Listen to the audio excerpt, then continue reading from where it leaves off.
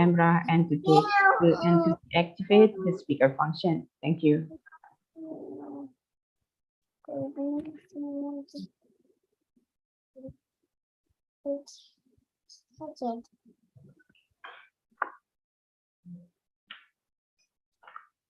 Okay.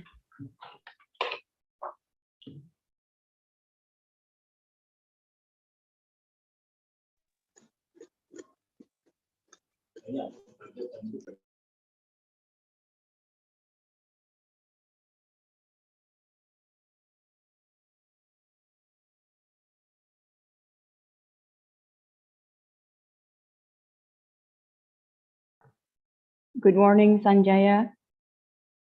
Good morning, Dr. Sanjaya Fernando. Hi, hello, good morning. How are you? I'm fine, thank you. And I Okay. hope I'm audible to you. Okay, I'm also still checking my audibility. Hi. Yes, Yeah. it's perfectly clear. Okay. How are you there in Sri Lanka? From greetings from That's Semarang, fine. Like, Indonesia. we're having a, severe economic crisis in the history. All right, So all right. it's challenging, but still surviving. Okay, okay. We are happy to have you, Sanjaya, Thank as you. well as Bu Anis and Lucia later on. Okay, I Thank you. appreciate. Yeah.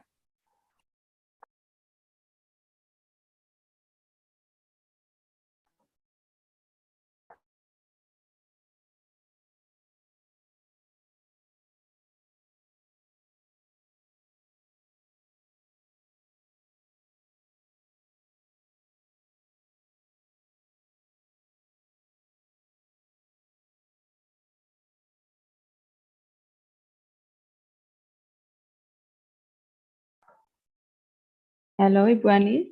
Is everything set up? Oh, I don't realize that you just muted me, Bu Laili. Yes, it's good on my side. I just checked that I am able to share the screen. So Okay. we're good if you want to start. Yeah. Okay, Thank so you. we are good to go, right? Thank you. Okay, thank you.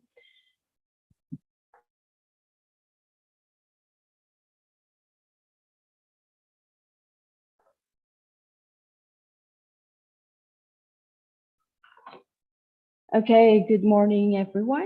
I'm Laili Nur Afini, will be the moderator for this webinar series. And before we begin, I would like to inform to the audience and greet our speakers, Ibu Anis Sundusia, PhD, and Sanjaya Fernando, PhD. Good morning, Dr. Sundusia, and good morning, Dr. Fernando.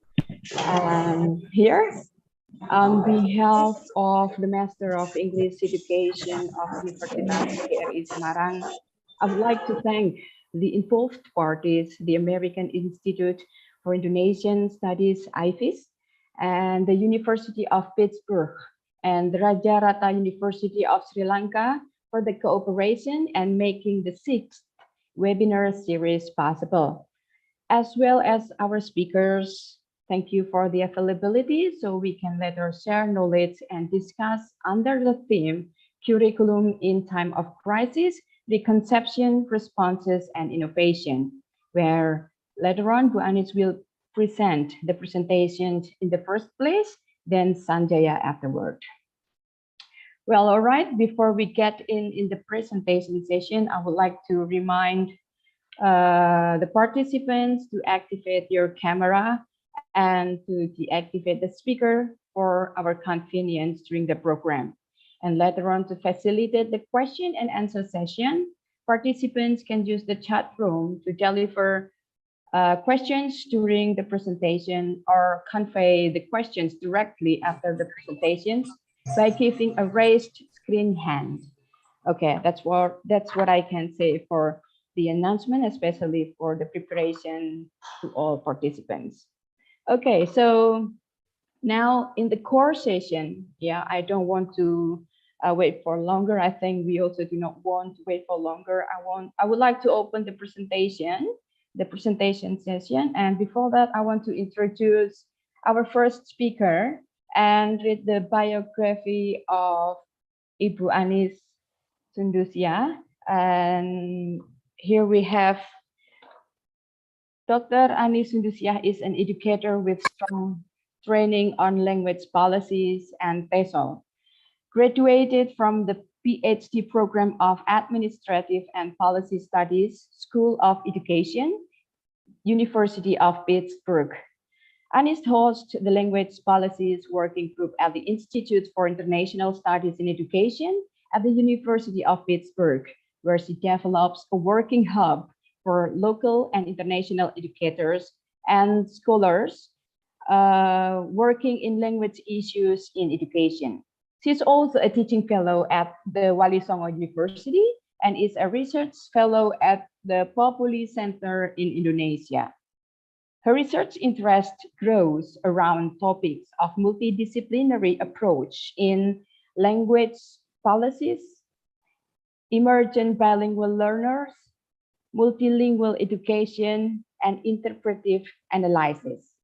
Her current collaboration this year include mediated development for ESL students and migrant family school community partnership.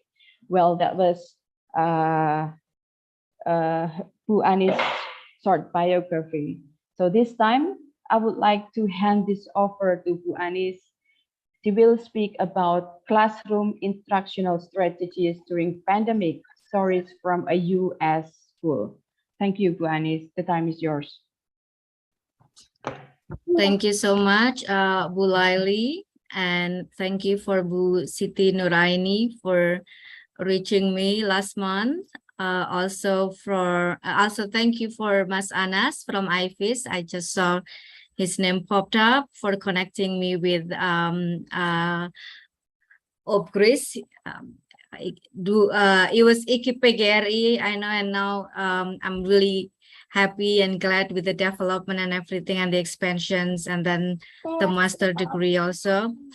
Good morning, everyone. I saw familiar faces, 2 or 3 of my colleagues from Semarang, and I am originally from Semarang, not born but raised and grown in Semarang. I was teaching fellow at Wali Songo University, and then moving here and everything. So thank you again for the opportunity. And I had the conversation with Bu Siti Nuraini about the topic. So and we decided to go over on like sharing some stories on what I saw and what I experienced during pandemic in the classroom, mostly in K-8 school in the US, in one of the K-8 school in the US, and a brief discussions also on what happened at the university, which is not much, and it is more interesting to see what actually happened in young learners classroom, elementary and secondary classroom, high school classroom, where where the learning is pretty much did not. I mean, it abruptly stopped, just like higher education, but higher education has more independence, so they can do remote learning and everything.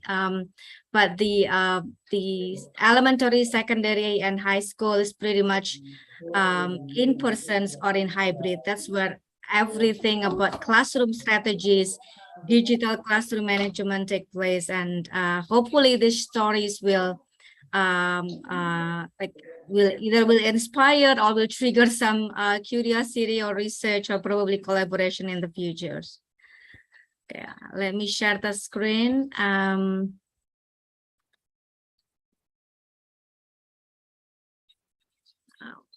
Right.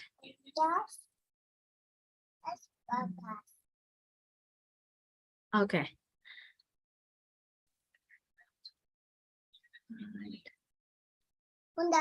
So the background, the template is intentional because what we're gonna talk is like the bleak time in educational setting. Not really bleak, but it's a very significant changes from the actual normal classroom before. So we're going to have some stories or facts and evidence that I observed or I heard or I read or I gathered from friends and colleagues about how they strategize their classroom instruction during pandemic. So this goes like 2 years ago, or like the past 2 years, the past 2.5 years.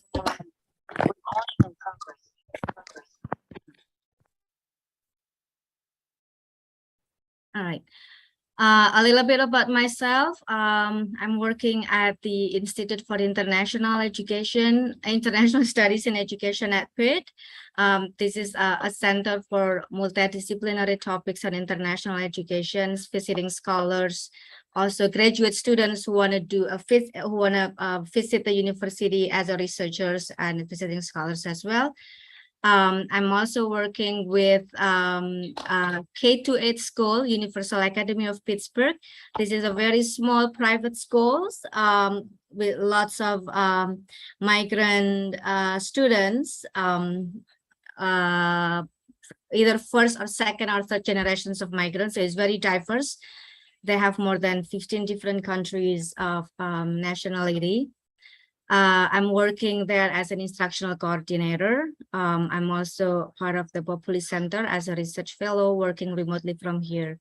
I was a teaching fellow at Wali Songo Semarang, and because everybody right now came in person, so I am no longer teaching the semesters, but you know, sort of like associate teaching fellow. And I was also a school principal in a Sunday school of Islamic Center of Pittsburgh, which also had all things COVID-related situations, you know, in a classroom with lots of young learners get exposed, very crowded and everything. So it's all based on my observations while I'm working at Pitt and at this UAP school, as well as the Islamic Center in Pittsburgh. The purpose of these presentations is a sharing. This is not a formal research. This is also not part of my current research. This story based on what I saw and experienced in at least 2 work sites, which is campus at Pitt, the university, and the K-8 schools from pre-K, actually, from pre-K to grade 8, like SMP kelas 2, yeah. Pre-K is like 3 and 4 years old, up to 13, 14 years old kids. The pictures that I will share from campus, they are actual and real pictures from campus, but the one from the school, those are illustrations from public domain, because I didn't get a consent from the schools about taking pictures and everything. It's very strict when it comes to putting children's face other than on the school website or as the parents agreed. Bu Laili, how long do I have? 30 minutes? Or We have 45 minutes, Ibu. Including Q&A, yes? No, out of the Q&A. So, Q&A. yeah, Okay, so well, hopefully my slides can reach up to that point, but yeah, no I might worries. be less than that, depends. And I'm hoping that we have some interactions also. Feel free to cut me off in the middle of my presentations, or if you have any questions between slides, so that you don't, you know, forget, or maybe your questions can help me improve what I'm going to present on the next slides and everything. So I'm really okay and easy about that. So we're going to talk about first how the Pitt University campus mitigate the COVID-related situation when it comes to the teaching and learning. The second part, we're talking about the COVID mitigations frameworks, practices, strategies in the school, the UAP schools.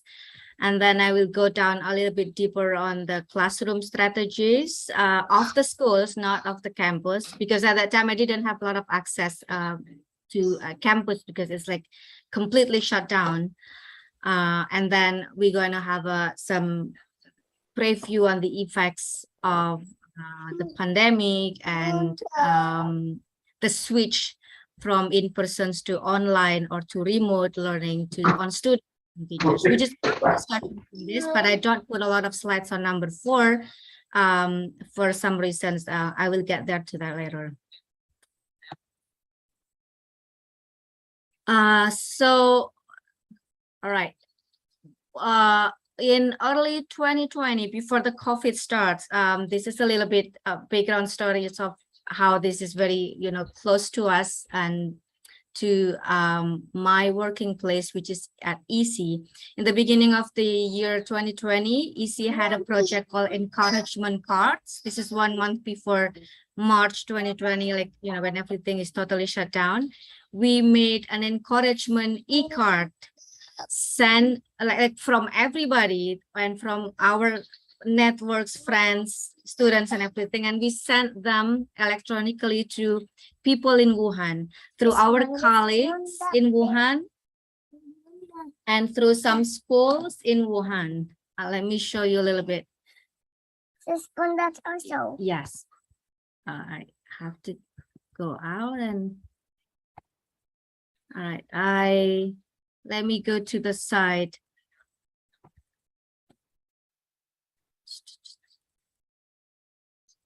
I think. All right. So we have dedicated a page especially for the encouragement e-card, and we got donations from many parts of US and outside US also. This is from the Wahid Hashim University Indonesia, from my former students at Wali Songo, from Wonosobo Muda, another one, and this is from Wuhan also, when they send us back their encouragement cards, knowing that it's already spread out in the US and everything. We have some individual card donations and many other things from UK, from other part of China. This was before pandemic actually hit globally, or just like 3 or 4 weeks before everybody, or before every country decided to shut down. So this is, let's see, anyone want to tell me which cards you want to open? You want to check? Let's do this one. This is from junior high school in China. So they actually drew pictures about things that they saw related to pandemic, or their hopes, their encouragement, or their feelings, or anything related to that as a way for them to express their feelings. And we're very proud of this because lots of people enjoy this. Lots of people keep sending stuff. And then 2 or 3 weeks after that, it's on us. It's us, the one who have to go and read all those encouragement cards and, like, realizing that now it's not just in Wuhan, but it's also in the US and in other countries. So I don't want to say that this is the irony of it, but this really, like the starts. How do I put this?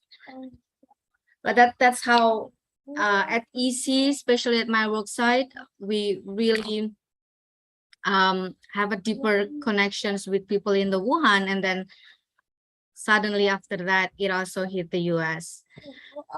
In March, when the federal government announced the red zone status, where every institutions, companies, even schools had to close and shut down, had to stay at home. That's where, schools and university started to put their mitigation framework in place. So in the US, we have an agency or institutions called CDC, Center for Disease Control, which is at the federal level, who regulate or who issued nationwide policies and procedures when it comes to COVID. They set up the red zone, yellow, orange zone, or green zones, and then some criteria for different types of institutions, how to go when we are in a red zones, orange, or in green zones. The essential public units, such as hospitals, police stations, or what else? I forgot. Like some emergency offices, as well as certain types of restaurants were allowed to open. And then the state, because the US is pretty much highly decentralized, the state and then the county and then the institutions are allowed also to modify the mitigation framework based on their situations. Sometimes it takes an approvals from the higher institutions, but most of the state basically translate the federal mitigation framework as is, and then by county they have slightly modified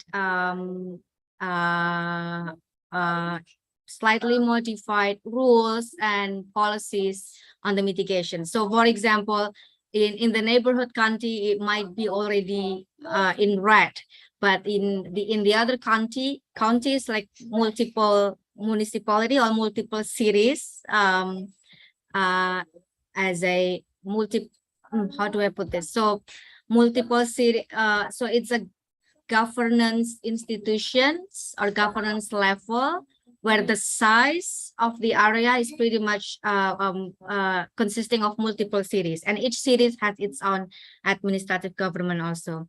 So each county might have different policies and regulations when it comes to which businesses or which institutions that can stay open, and they might modify a little bit when it comes to orange and green zones, but the red zone is most of the time it's always the same across state.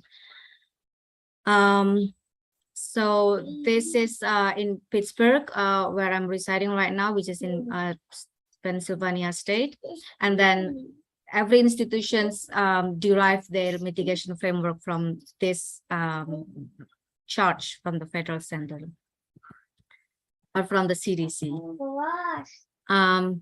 I know this one looks boring. I'll just go over very quickly, but if you have questions on this, I'm happy to go back for some detailed questions or answers on this. So this is the mitigation framework by the Pitt University. High risk, elevated, or guarded. Guarded risk is mostly like the green one. In the green one, there's not many restrictions, but mask and distancing was or must be in place at that time. And for people with high risk, they're not allowed to come to the office or to the schools or within the university's area. The elevated or the orange one is pretty much not so strict when it comes to interactions or in-person meeting. We could have a meeting as long as it is no more than 30 people or no more than 20 people, depending on how the county or the institutions interpret their mitigation framework. It also depends on how big the room is. That's why when it comes to translating this policy, it's always situational, looking at the institutions themselves or the county, the city and everything. The high risk is basically like, you know, totally shut down. That means it's there might be an outbreak or there might be a high rate of hospitalization and high rate of death. Let me look at the chat just in case there's questions. All right. Yes, you can ask to the speaker, Bulaili. They can also unmute themselves, which is okay in case I'm missing the questions on the chat. Sure, If you're okay. Yeah, it's already jotted down in the chat room, and they are feel free to raise hand on the screen chat. It's already open for that possibility or the chance for the participants as well to answer. Okay, thank you. And I'm not able to see the participants on my side. I can only see my screen, or I don't know how I should arrange this. So feel free to stop me whenever there's a raise hand icon or something, or questions. All right. So still around campus area from March 2020, total shutdown until April 2021. That's basically like almost 1 year. that's where the high risk, it's actually on red and green up and down, but the campus decided to go just like, they assume it's always high risk until certain percentage of campus populations were vaccinated. At that time, vaccines started in January 2021. So almost 1 year, it's they practicing the high risk or red code zone for everybody. All buildings are closed. People work from home. And yes, this is where the firing or the hiring freeze started, where people, were let to stay home, and then they were let go or were fired from their jobs for a lot of reasons, and also COVID related. And to go into the school building in campuses or campus facilities, they use a card-based entrance, like must be only university affiliated or the one with a card. And that card was updated also based on their health situations or whether or not they already vaccinated post January 2021. The learning went remote and virtual or online. Most university already have their online platform, so it's easy just to switch technology-wise, although the bandwidth and everything was also an issue at some point. But not all students are familiar with it. But again, these are adults. They know how to quickly learn to navigate what do they call it? I forgot the name of the online learning platform. Some teachers or professors are also familiar or know how to do it or familiar how to do it, but may not proficient enough to do that. But again, at the university, people are mostly self-sufficient when it comes to a simple technology of doing virtual learning or online learning. And I like to emphasize that remote learning and virtual learning are not always identical. I think I have that also on my slide. Remote is not always online. Remote can be sending the materials to the students and have them do the work, and then sending the work through emails or sending the questions through email without having a face-to-face online meeting. The virtual learning is mostly the online meeting through any platforms or channels like Zoom, WebEx, Team, and everything. So this is a comparison how quiet and dead the campus situations. On the left side, that was when, I think this was like a couple months after COVID hit or after the total shutdown on campus. So the school or the university has a large green areas in front of one of their landmarks, where in the summer, where like around May until August, people will be just like flooded on the green areas, doing a lot of outdoor stuff. You can see from the right side.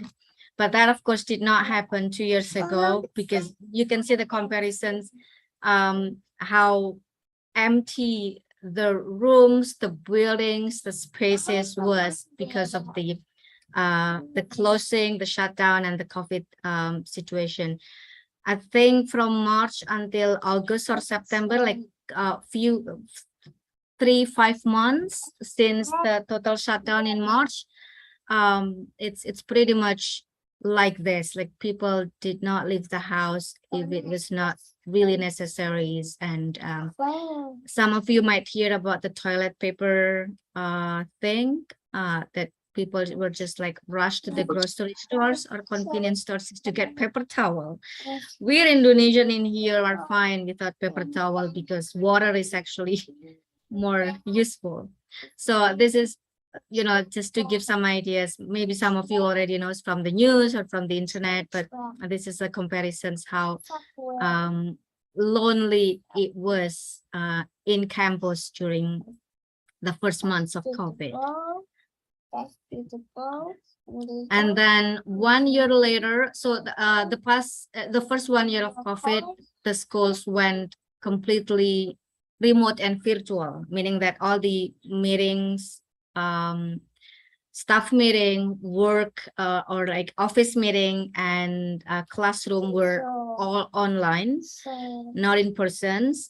Some offices, like some essential offices, they already came into the building, but with very strict regulations and very limited capacities. And they also have some clearances, like only these people can go to school buildings, and they schedule intermittently so that there's not many people inside the building for the first couple of months of COVID.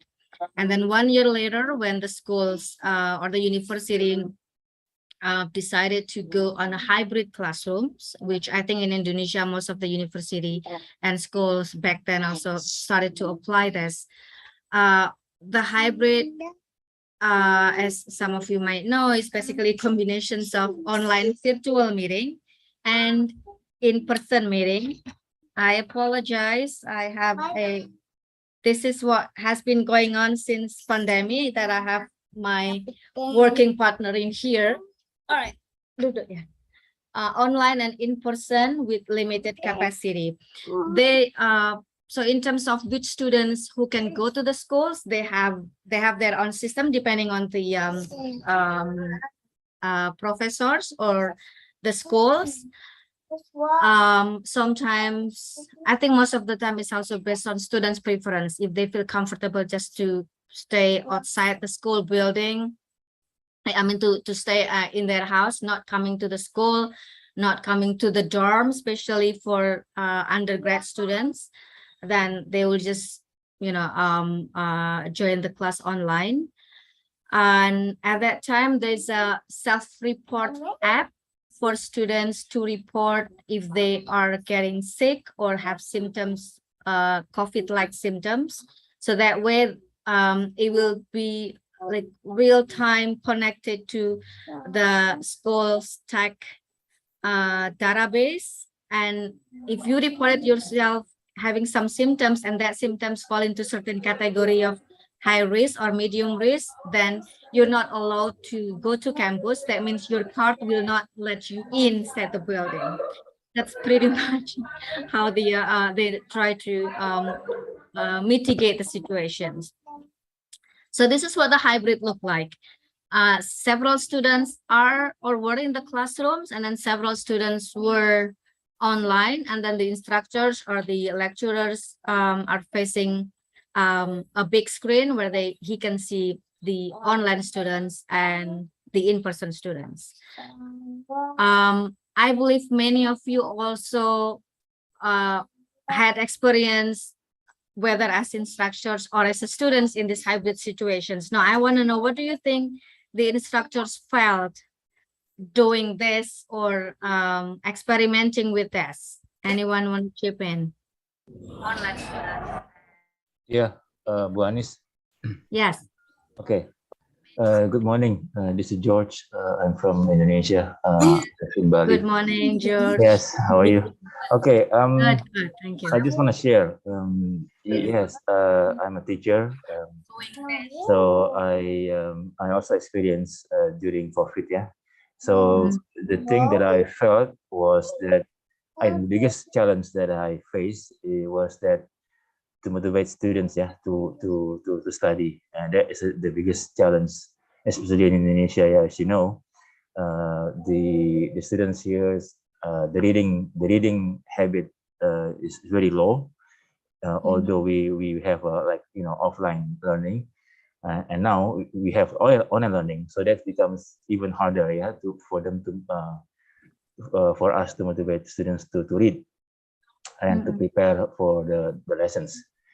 And so that's the biggest challenge. Second challenge is, I think, to really accommodate both online and offline, that it's very troublesome, yeah, very hassle, especially for the online students. Sometimes they had a difficulty with the internet issue, yeah, the Wi-Fi issues. In Indonesia also the Wi-Fi issue is one of the obstacles. So and therefore it's very difficult to catch up. For the students, I think I can also speak on behalf of them. I think they also face difficulties as well in terms of like managing their times, between their personal life and the lesson and the study life.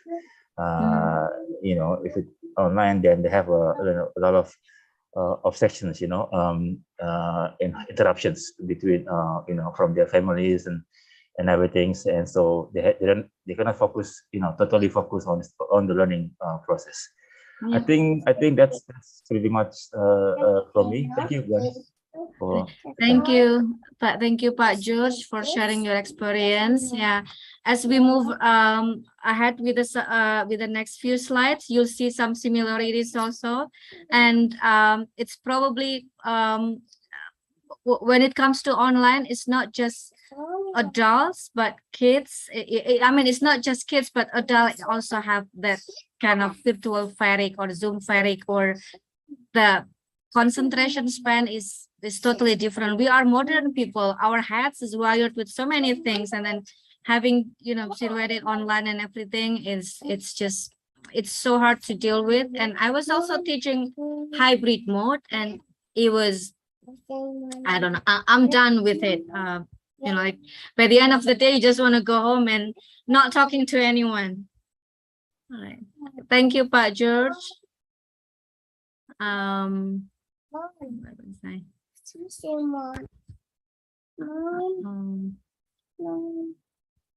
So this was the PIT situations, and so since mid 2021 until like for one semester or so, they were doing hybrid like this. And then in the January 2022, when lots of people already vaccinated and everything, the PIT campus started to reopen and has everybody in the building. And at that time, the zone already went down to green and less on orange. Even if it is orange, they just didn't want to go back to the red zone anymore, especially with lots of people already vaccinated, and they have some threshold percentage that if it reach 30% or so, then we're just gonna go ahead. And from the federal government, the policies or the procedures for people getting COVID was also more relaxed in terms of quarantine, in terms of symptoms and everything, so that I think become one of the determinations for the university to just go ahead with whatever infrastructures post-COVID they have in place, to start in person and be like the previous normal way of doing business, schoolings, and working and everything. Although some faculty and students may have option to stay virtual or work from home if they have a high risk health conditions. So that's pretty much what happened on campus.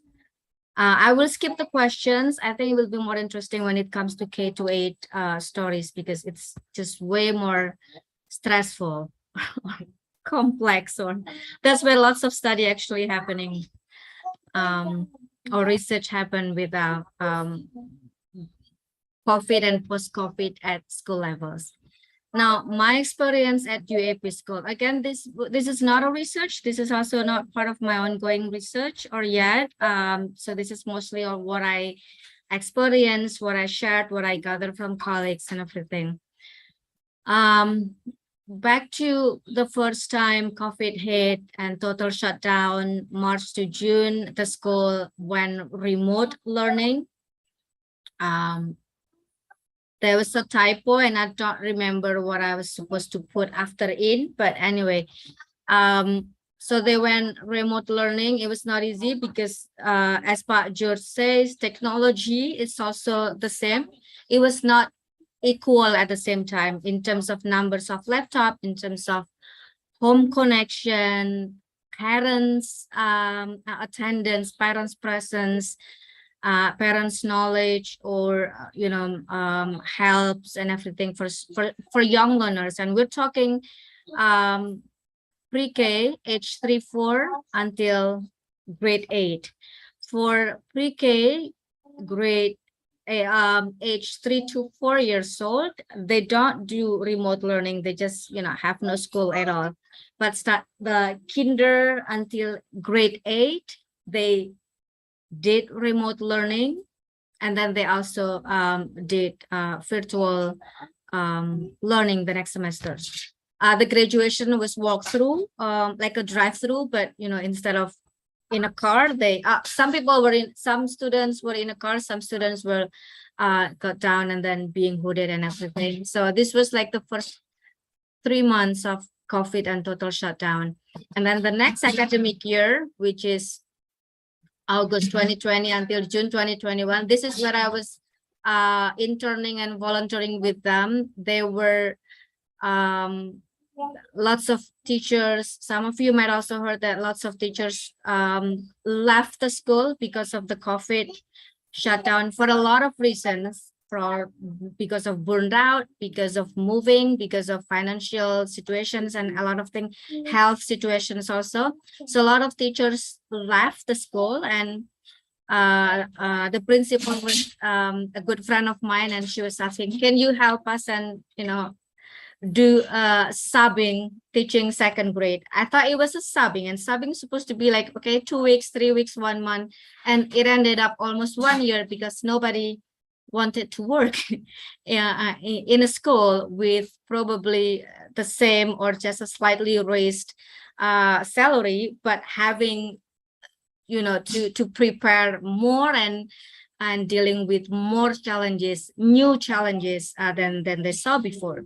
So that's when I started to work with them, sort of like a volunteering and everything. In August 2020, that's the first time they like after total shutdown, they reopen the school. They offer hybrid mode, in person and virtual, depending on parent preference. Some parents, whether their kids healthy or not, they just didn't want their kids to go to school in person, putting mask and all the COVID related rules. So they may have their kids stay online. There were several times, actually many times, where the school switched to completely remote learning. Like everybody was online virtually from home, including the teachers and staff, when there is outbreak. There were several times of outbreak, and back then, the first year of COVID, when we have 4 or 5 people in the school got COVID, infected by COVID, then the school will just we have to shut down the building for at least 2 weeks and then reopen again, or then people can come back working and studying again in the school. And that's after like a deep cleaning and everything. And sometimes there was also a time when, like, in the middle of those 2-week breaks, somebody also got sick again, got sick because of COVID. Then we did the tracking, like how many people in the building actually got COVID, and then how many are like when they did tracing, how many were in close contact with them that might potentially got infected few days after that. So sometimes the 2-week shutdown were extended to like 3 weeks, or more than 10 days or something. That's when students were totally staying at home, connecting to schools, to their classroom virtually online. We use Zoom for the meetings, and that 1 year is pretty much unpredictable every week. So this is basically a timeline, and I will go over on some details. And then the next year, which is last year, 2021 to 2022, the school reopened. Everybody attended the school fully in person. There's no remote learning, there's no virtual learning, unless there was an outbreak, but there was not so much outbreak the past 1 year. Only when there was a snow day or blizzard or snowstorm, then everybody stay at home. But before this, when there's a snow day or like weather related hazard, the school would just like completely off. But after they are familiar much with Zoom and other online platform, the school just switch to remote learning, and the instruction day continue, or they don't have to make up for snow days. So this is pretty much the timeline, and which shows you that this little private schools only did remote learning where everybody completely stay at home only for 2 months. And then the next year they did hybrid in person and virtual, and they thrived with that. And then the second year of COVID, they just fully in person. So this is also an example of resilience when it comes to COVID in a school context and education context. This may not be comparable with public schools because of the size differences or scales and numbers of students, and potentials and challenges are also different. Let me go into some details on the strategic or instructional strategies. So these pictures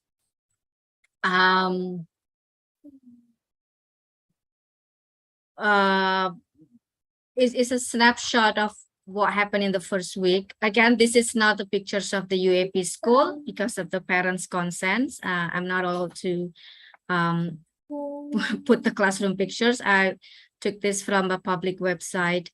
Of course, you see mask here, and there's also mask break, by the way, every 2 hours, or depends on the situations, or depends on the grades or the age. Students were allowed to go outside the building, weather permitted. I mean, if the weather is not too cold, and then take off their mask and just play outdoor for 5-7 minutes, taking off their mask while also social distancing, and then going back to the class. So you can see when people are talking about learning loss, we saw here, I don't want to go over into learning loss yet, but when it comes to that, one of the reasons is also because people counting how many hours or how many minutes in a day that were missing, that was supposed to be for instructional activities, but were used for something else. And not to mention the first months of dealing with the new technology, teaching young learners and teaching their parents to, to assist the kids to do the online activities. So mass break itself is like, I think, almost 30 minutes a day. The school starts around 8 and they dismissed around 3:30. They have mass break also since COVID. And then you see the partition guard, like a sneezing guard, the acrylic transparent ones, transparent. That's sort of like to put a divider, between kids to another one, to another kid. The schools also attempt to minimize the paper circulations or textbook circulations, homework, or artwork, or anything that students normally bring from home to school or from schools to home. They try to limit it. If there's not so much urgent for having that, then everything is just like transposed to digital forms or submitted to via email or via Google Classroom. So that's minimum physical contact, even if it is mediated through paper or some objects or items. They were not allowed to bring toys also from home. Imagine how depressing is it for kinder and first grade who like to bring toys and show it to their friends. They're not allowed since then. I mean, right now, yes, but like since last year, I think they were okay with that. They pretty much loosen up on that. But the first year is just like very tense when it comes to close contact, physical contacts, distancing. And I'm sure you also felt and experienced the same way. I saw a chat. Oh, we have 7 minutes. Okay, yeah. Oh. All right, so this is the pictures. I was gonna ask something else, but let me just go over to the next one. This is another pictures of how it looks like. 6 feet distancing, of course, for the first year. The second year, it went shorter, like to 3 feet distancing. 6 feet looks like 1,5 meter, 1.5 meter. No centers or shared activity tables, because that's where people get physically closer or contact to each other. They have to bring their own cold lunch, no hot lunch, no dining hall. So they eat lunch in the school, prepared by the school and everything. So that stopped also. They have to bring their own lunch, and it has to be cold. Like if you need to heat it up through microwave, no, there's no way, because it's no longer a community microwave for the school. Laptop and earphones, they always carry that. Even with little kids in kinder and first grade, they have a small body, big backpack with laptop and earphone sets in it. They have to have earphones, because otherwise it's just like too loud.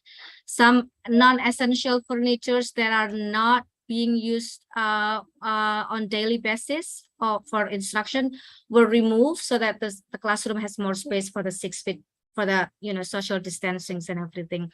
And you see the blue tape, that means they have to stay in their square, and pretty much limiting their physical contacts with their friends. And this is not easy, because they did not listen to teachers, or they forgot, or they just didn't care after the first week.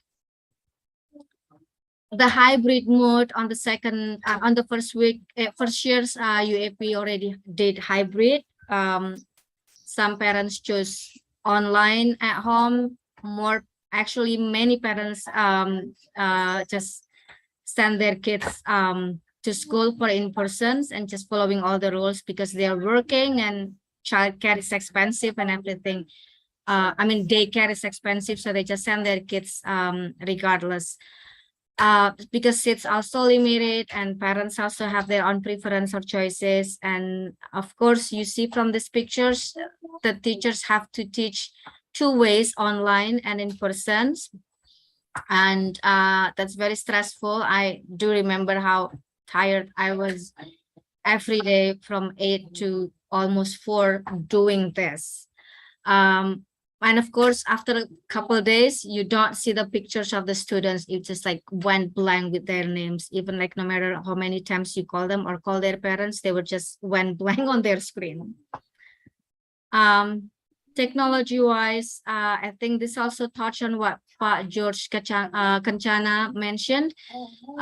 Students' laptop distributions was not equal between public and private schools, even within school, depending on students' self-sufficiency, economic-wise, and the parents. That's also different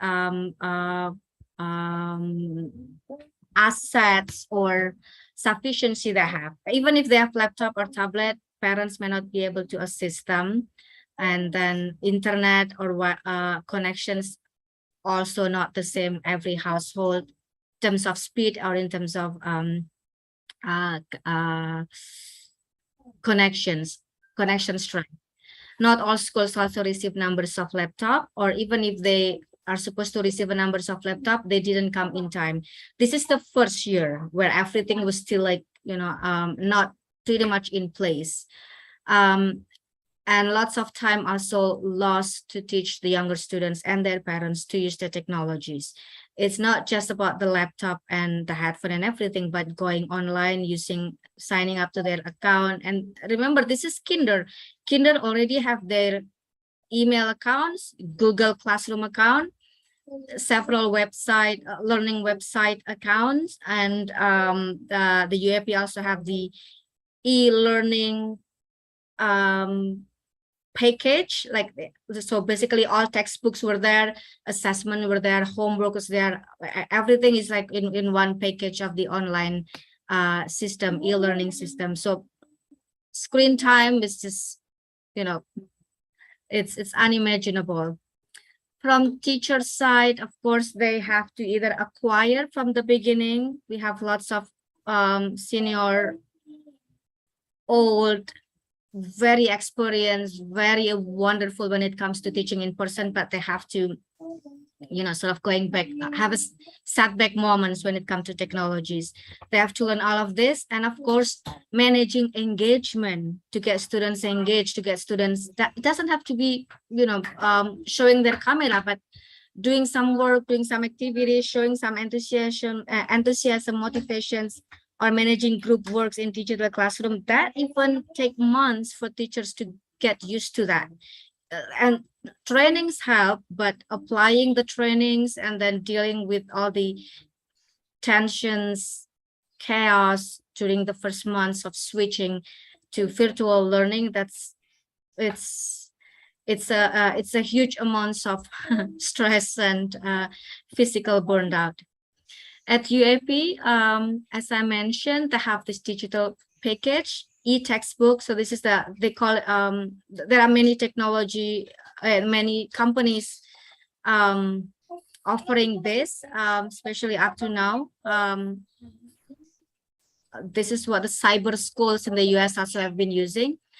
So everything is in one package for the textbook, classwork, assessment, grading systems, and also parents can see and everything. And each students have their individual account to access the courses. School outbreak, I think I mentioned this. There were several times in public schools, they almost had outbreak every month or every 2 months. So I don't know why I don't have pictures here. Just a brief one, effects on students. There are so many studies when it comes to pandemic effects on students. The disparities, the gap between students, those who like academically sufficient compared to those who are still catching up in terms of socioeconomic status, in terms of mental health or mental behavioral issues. So those who are sort of advanced economically and academically, self-sufficient students whose parents are also able to facilitate and everything, they go ahead way more than the disadvantaged groups of students, whether disadvantaged in terms of economy or academically a little bit, behind or fall behind their friends, and mental issues also. Many studies mentions that they're behind for 5 months in math and reading. Numeracy and literacy is very big, and increased anxiety for some special ed students. This is basically a summary. If I can share the resources when it comes to details of these findings. Effects on teachers. So the pictures pretty much sum up what the teachers might felt, right? And I have a video, but I can just skip that because of the time.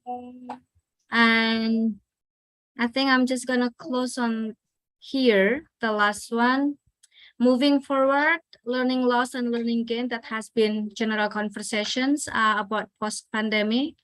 Why? Because we tend to focus on the improvement of this disadvantaged groups. What we can do so to get them, sort of catching up, to prevent them from getting more behind, which would eventually cost them academically and would cost the society and the economy in general. So again, thank you so much for the time. And I will just leave the conversations here and looking forward to questions and conversations after this. Thank you, Hulaili. I'm sorry for not paying attention on the your chat, but I hope I'm in time.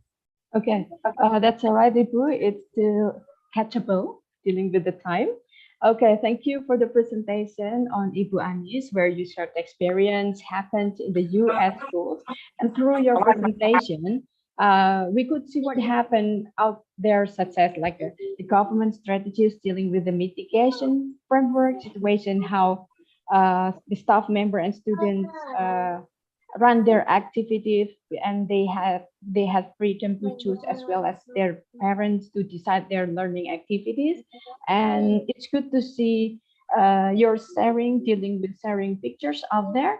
The few of the students, especially I myself, or I personally like the roundtable students with the roundtable activities out there, Yeah. and the plastic bulk partition for the classroom situation and other further details explanations that you just delivered to Ibu. That was wonderful. Okay, so thank you you. again, Ibu Anis.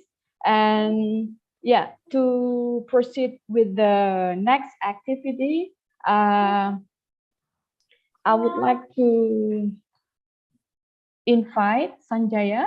Are you there? Yes, yeah, I'm here. Okay, yeah. Yeah. All right, dear participants, we are going to continue the following presentation. And here we have Dr. Sanjaya Fernando. I would like to introduce him a little bit to read her CV. Dr. Sanjaya Fernando, as a senior lecturer, the Faculty of Agriculture, the Rajarata University of Sri Lanka. And his latest academic qualification is PhD in Agribusiness, Massey University, New Zealand, and his professional contributions are related to curriculum, entrepreneurs, agriculture projects, and rural development. And he was selected to be appointed as Goodwill Ambassador, City of Palmerston North, New Zealand, member Australian Agriculture and Resource Economic Society, and since 2020. He was elected as a member undergraduate and postgraduate curriculum development committee, Faculty of Agriculture, Rajarata University of Sri Lanka, while dealing with his academic distinctions, fellowships, and awards from Massey University Conference Presentation Grant 2018, New Zealand Government Commonwealth Scholarship 2015 and 2019, Netherlands Government Fellowship, Summer School Scholarship, University of Oslo, Training Fellowship, Asian Productivity Organization, Training Fellowship, South Asia Watch on Trade, Economics and Environment. And he opens for consultancy, gift trainings, teaching with the areas of expertise like principle of entrepreneurship and agribusiness, agricultural development and policy, marketing, management and agribusiness, research methods and scientific writing. And the last one is agribusiness and value chain analysis. So without further ado, that was the short introduction through his CV of Dr. Fernando. Okay, so we won't wait for longer. That today, Dr. Fernando will discuss about a topic entitled Response to Macro Changes, Case of an Agriculture Curriculum in Sri Lanka. Well, Sanjaya, over to you. Okay, thank you, Lee, for the introduction. And I take this opportunity to thank Siti for inviting me to, deliver a speech here. Actually, good morning to all of you. And when I get the first invitation, okay, I thought, so, okay, what should I talk here? Because my specialty is not curriculum development, neither education.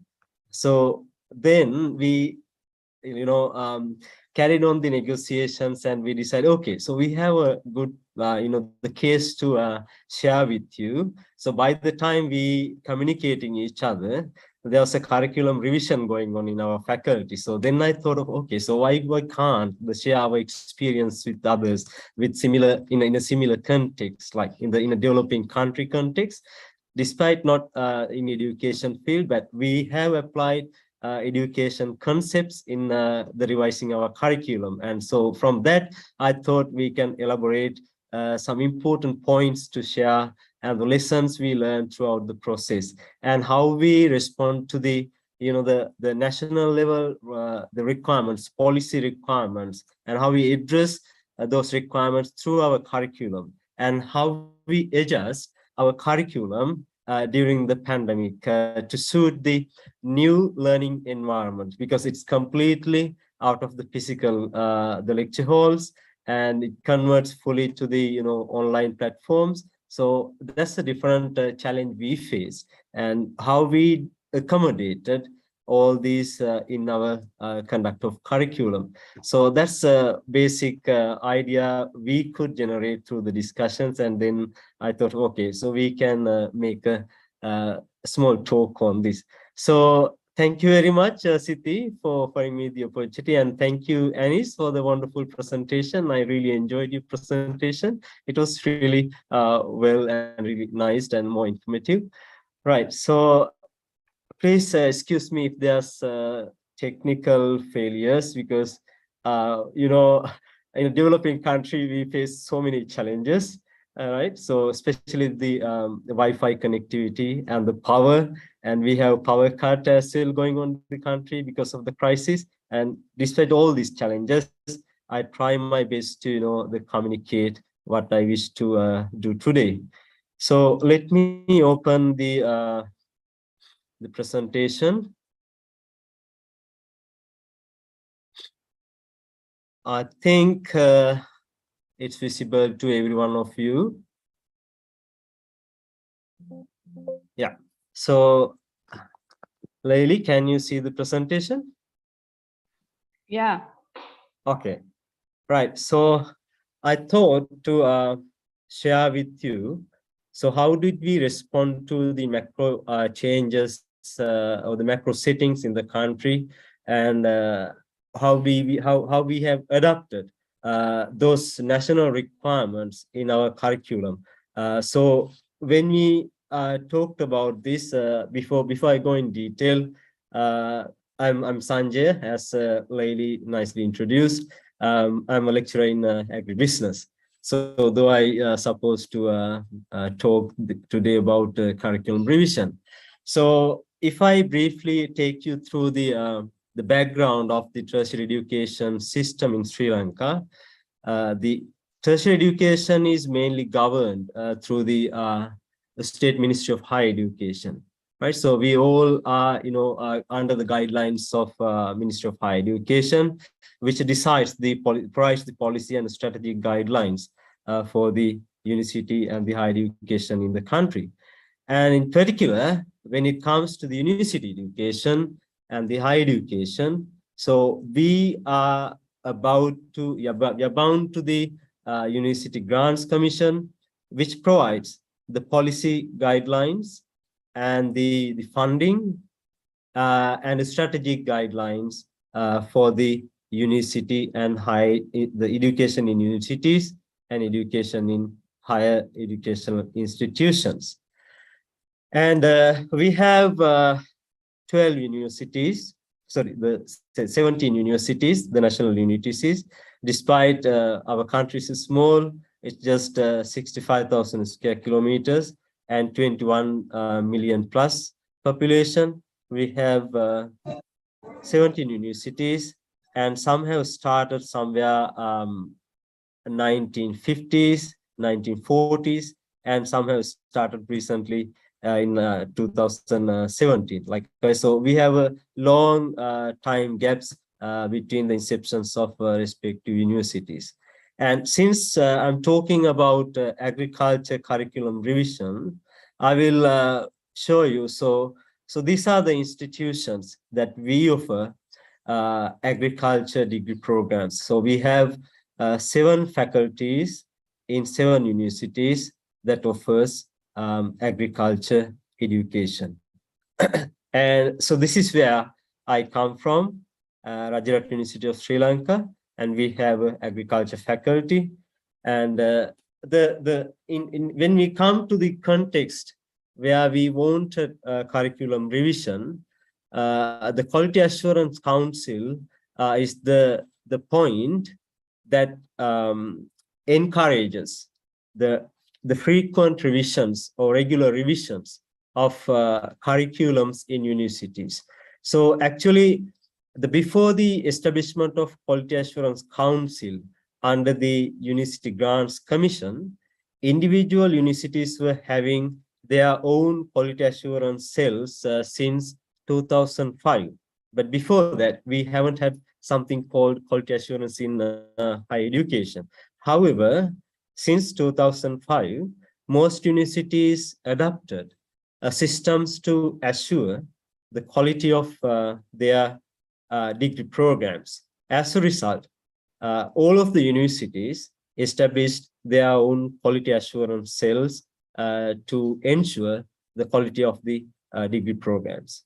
And finally, when this when the debate comes around, what sort of qualities the nationally should maintain in each universities and what should be the attributes of degree programs.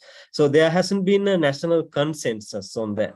So recognizing these labs, in 2015, University Grants Commission opened this new, the branch under the University Grants Commission, this Quality Assurance Council. The main purpose of Quality Assurance Council is to provide a framework for the national higher education system in the country, and it has 20 members. These all members represents national universities, and the main the framework that guides the undergraduate and the postgraduate curriculums of universities is the qualification framework, or the Sri Lankan qualification framework, introduced by the Quality Assurance Council of Sri Lanka. And as I highlighted you, this particular framework, the qualification framework, aims to identify the broad levels of competencies that a qualification holder should hold, graduated from a university. So what are the competencies such a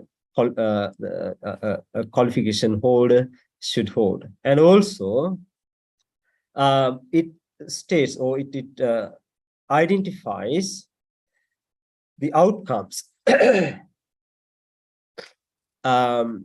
the recognizes the outcomes achieved after the formal secondary education, because this is the tertiary education, and what should be the outcomes the qualification holders should bear when it comes to the tertiary education. So this basically, the qualification framework gives guidelines to the institutions.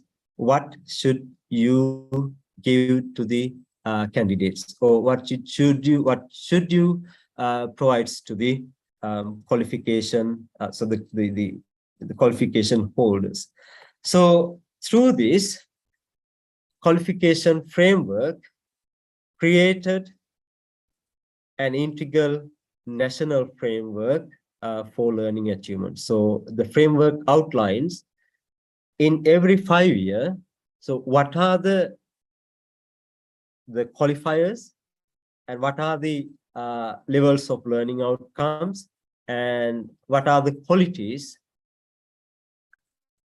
the graduates should hold when they, or after they finish. So therefore, the Sri Lankan National Qualification Framework creates the or provides the guidelines for universities to follow in delivering their programs to cater the needs of the national the development goals. So this framework, I'm not going to read each and every point, but I basically give you a brief outline about the context that we needed curriculum revisions in time, and this framework then identifies the objectives. What should this framework for? So it outlines certain objectives, and it tells, like, for example, if you take the first objective, enhancement of the quality of higher education and training, and it also provides what sort of positive attitudes should qualification holders should have, and also what are the levels of quality and the training and the employment opportunities these qualification holders can expect. Likewise, this framework has objectives, right? So these are the basic objectives institutions should plan to inculcate within their qualification holders. Right. So I'm not going to because of the time frame, I'm not going to read each and every point, but just wanted to give you a basic context to the need of the curriculum, and thereby this the framework identifies the objectives and how these objectives the inform. When it comes to that point, actually the Ministry of Higher Education in every 5 years assesses what qualifications Sri Lanka needs for its development. So this is the principal institute or the organization or the authority that recognizes what sort of qualifications or what sort of qualification holders and what sort of characters should a qualification holder should possess is decided by the Ministry of Higher Education through a series of consultation processes. So therefore, the Ministry of Higher Education recognizes what each organization, what sort of the qualifications Sri Lankan organizations require. Based on these need assessments, Ministry promotes 12 nationally important learning outcomes in order to provide nationally required quality graduates. Ministry emphasizes some 4 key aspects of the education. So the qualification holder must compose with the knowledge, the skills, attitudes, and mindsets. So this is the 4 core items a qualification holder should have when they graduated from a university and when they enter to the job market. But in order to accommodate, in order to transform these 4 types of macro qualities to the graduates, it identifies, the framework identifies the national level outcomes, the national level learning outcomes. So if I outline a couple of them, for example, the framework identifies graduates need knowledge and they need skills and they have to have some attitudes and they must possess a mindset. When it comes to these 4 core components, in the 21st century education, Sri Lankan government recognizes we require much emphasis on the skills, because in this century, knowledge is in your doorstep. So when you go into Google or when you go into other platforms, you can easily access the knowledge. But the government and the Ministry of Higher Education recognize that there's something lack in the graduates. What is it? It's basically the skills and attitudes. When they go to work, they struggle to apply their knowledge to the working environment. For example, if the organization assigns, okay, you write a project proposal to a business proposal to acquire these facilities, all right. So then the graduates, in a big trouble, okay, how to do this? But they have learned this throughout their degree programs. But transforming that knowledge into the application, there's a gap. So this gap has been created mainly because of lack of skills.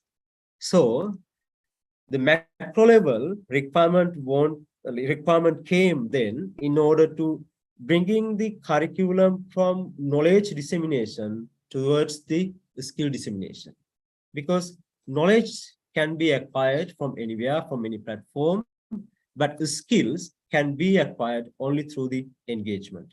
So principally, our Ministry of Higher Education recognized this gap, and it recognized the importance of skill. The other thing is attitude, right? Attitude to work, right? So whether our graduates provides necessary leaderships to the working place?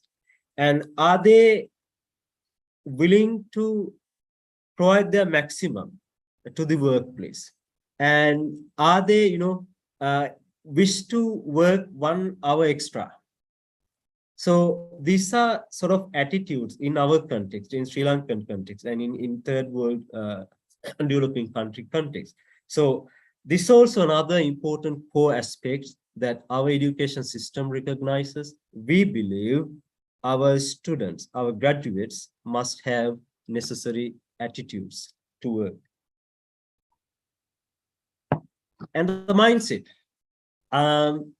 As I heard from the previous at the discussion, some stage, one gentleman was talking about like Indonesian students have a like there's no good habit of reading. I think the same fact applies here. So students, like, they're very reluctant to read now. So they are not, they're approaching the library. So this is a kind of a pathetic situation when it comes to, the lifelong learning. Because if they want to learn, at least they need to reach out the online platforms, or they need to reach out the libraries and textbooks. And it's very unfortunate, the students now have no habit of extensive reading. They focus on exams and sit for the exams, work for the exams, take good grades, but does it fulfills the required skills is the question. So this was the challenge we were facing, right? So that's why we tried to emphasize the needs of the skills, attitudes, and mindset. So having this in order to incorporate, in order to promote these four skills, and nationally recognized, there's 12 nationally recognized learning outcomes. So as you see in the screen, it can be in different forms like communication, teamwork and leadership, creativity, and the ability and flexibility, vision for life. So we have set nationally important learning outcomes. So these are the core aspects that each education institute should focus in providing trainings to their candidates. So that is the background. In this background, with this backdrop, I will move into what we have did in our curriculum revision. So we undertaking a curriculum revision actually at present. So it's in the final stage now. We started this in late 2020. You see now almost 1.5 years old, but it's still in the process. So we now in the process of developing our 4th curriculum of the faculty, right? So as agricultural faculty, we have taken up 4 curriculum revisions over the time. And we are a new and a fresh faculty. Actually, it's just 20 years old. We incepted our faculty in 2021. And I'm proud to say that I'm one of the first batch students of this faculty. And we have 4 academic departments, and we have 57 academic staff members. Out of them, 28 has PhDs, and a similar amount of more comparable amount of non-academic staff as well there. And the student community is over 500, and we offer the short courses and undergraduate courses, diploma programs, master programs, and PhD program is under review. Now, we in near future, maybe next 6 months, we will start offering PhD programs, and especially the PhDs in agricultural sciences. And so this is the brief history and the background to the faculty, where we're going to talk about the revision of its curriculum, right? So we started this curriculum because this will be the curriculum for the current 5-year term. We regularly, in every 5 year, based on the national requirements, in order to the tally with the national needs, we also revise our curriculum in every 5-year cycles. And in this term, our revision is 2020-2025 revision. And the process we adopted there, actually, we first established or initiated or formed a curriculum revision committee. So this committee has the authority to incorporate and the national learning outcomes in the curriculum and address the needs of the stakeholders and address the needs of the staffs of the faculty. And this has the full authority to design, develop, and implement the curriculum of the faculty. And we started the process with initiation of the committee. And then in the second stage, we called upon a stakeholder consultation series. This is basically to know what industry expect from the graduates and what farmers expect from the graduate and what the subject matter experts expects from the graduate and what graduates expect from them. So to have these opinions, we conducted a series of consultancy workshop, and it includes all the stakeholders related to the degree program. So just to the break ice, is it boring? If you want to still have some questions, you are most welcome. You can have post any questions half the way so that we can make it more interactive rather than the one-way delivery. I know this is kind of it's not interesting to go on one hand. So if you have any questions, just still raise any point at any time. I'm very open to coming to your questions. Is it okay, Layli? Yeah, Yeah. it's okay for me, Sanjay, because we just need to focus on it. Okay, cool. Thank you. Right. Okay, so I will carry on then. Then here are some, the pictures of these consultancy workshops, and we get the opinions of experts, and we got the opinions of the students, of undergraduates basically. This is because I'm talking this revision with respect to the undergraduate curriculum especially. And we ask, our alumni to come and give your views. Okay, what do you expect from our graduates? And what do you have? And what do you haven't? And what do you have? And what do you expect from your juniors? And what your juniors should have in their qualifications, right? And we also consulted non-academic staff as well, because despite we develop a nice program, implementation of this program highly depends on the supportive staff, right? So whether we have enough laboratory staff, whether we have enough field staff, whether we have enough clerical staff. So everything depends, on the implementation of the curriculum depends on the resources, especially the administrative staff we have. So we cannot, do this by ourselves, only for the academic staff. It's a collective work. So we heard their opinions too. And after this series of consultancy workshops, we came in to define the profile of our undergraduates. What sort of an undergraduate we are going to produce with the limits of our resources, with the limits of our capacities, with the limits of our finance. So this is the type of graduate we're going to produce from our faculty, right? So they compose all the skills, then the knowledge and mindset and attitudes in various degrees, as I told you. So we more emphasize on this S component, the skills, and A component, attitudes, and M component, that is mindset, and a bit less emphasis to the knowledge in the present curriculum.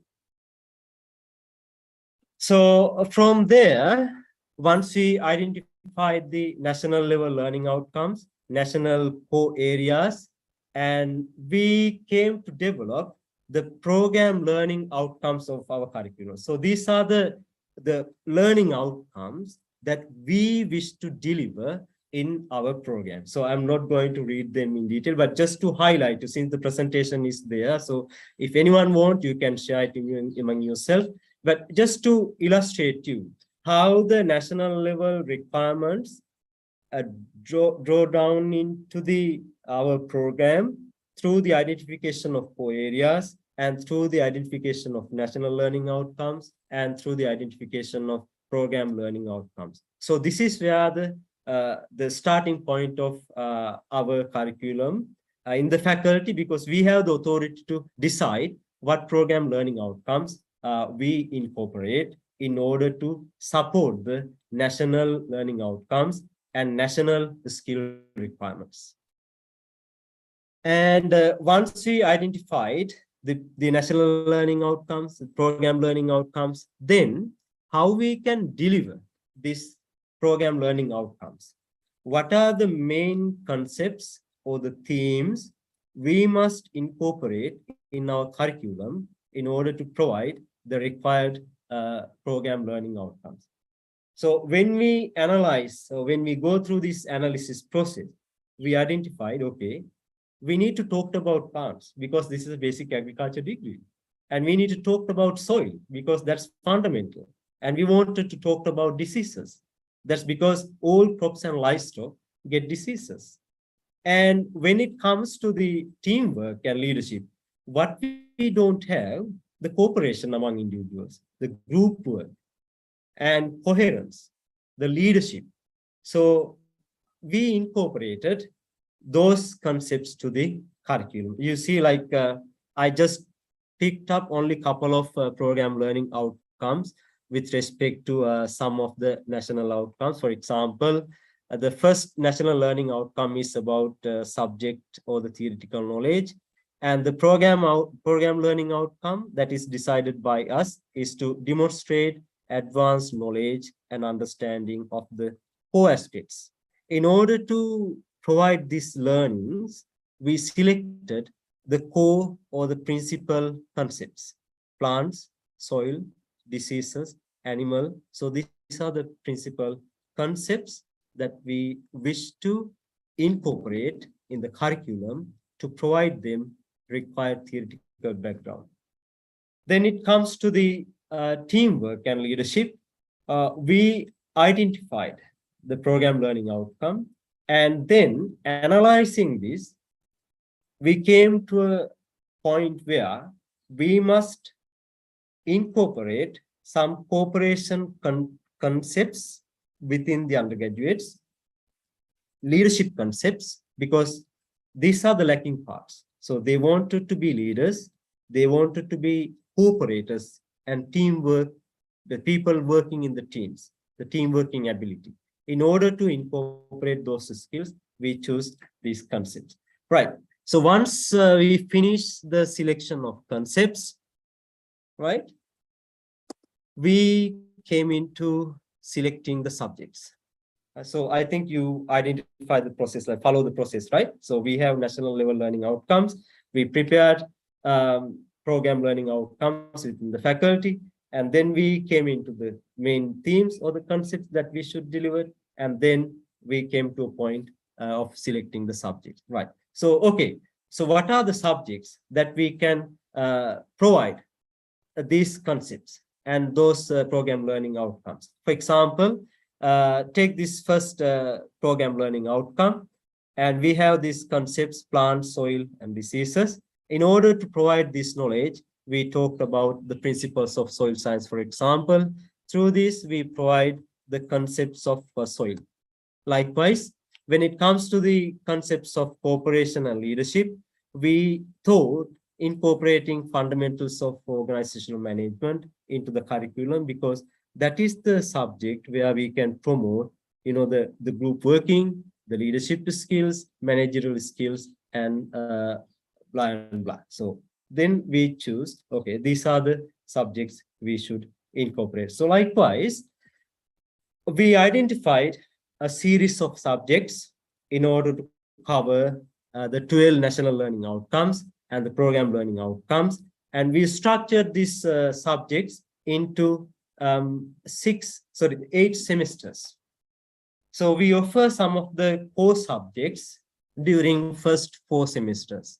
First year and the second year, we offer some fundamental subjects. And in the first semester of the third year, so which is called the 5th semester, we have a full practical program, and where the students themselves, they practice agriculture, work in organizations to acquire the skills in order to have in order to develop their skill set. So it is fully devoted practical program. The students work in farms, work in organizations, right? So involved in various processes.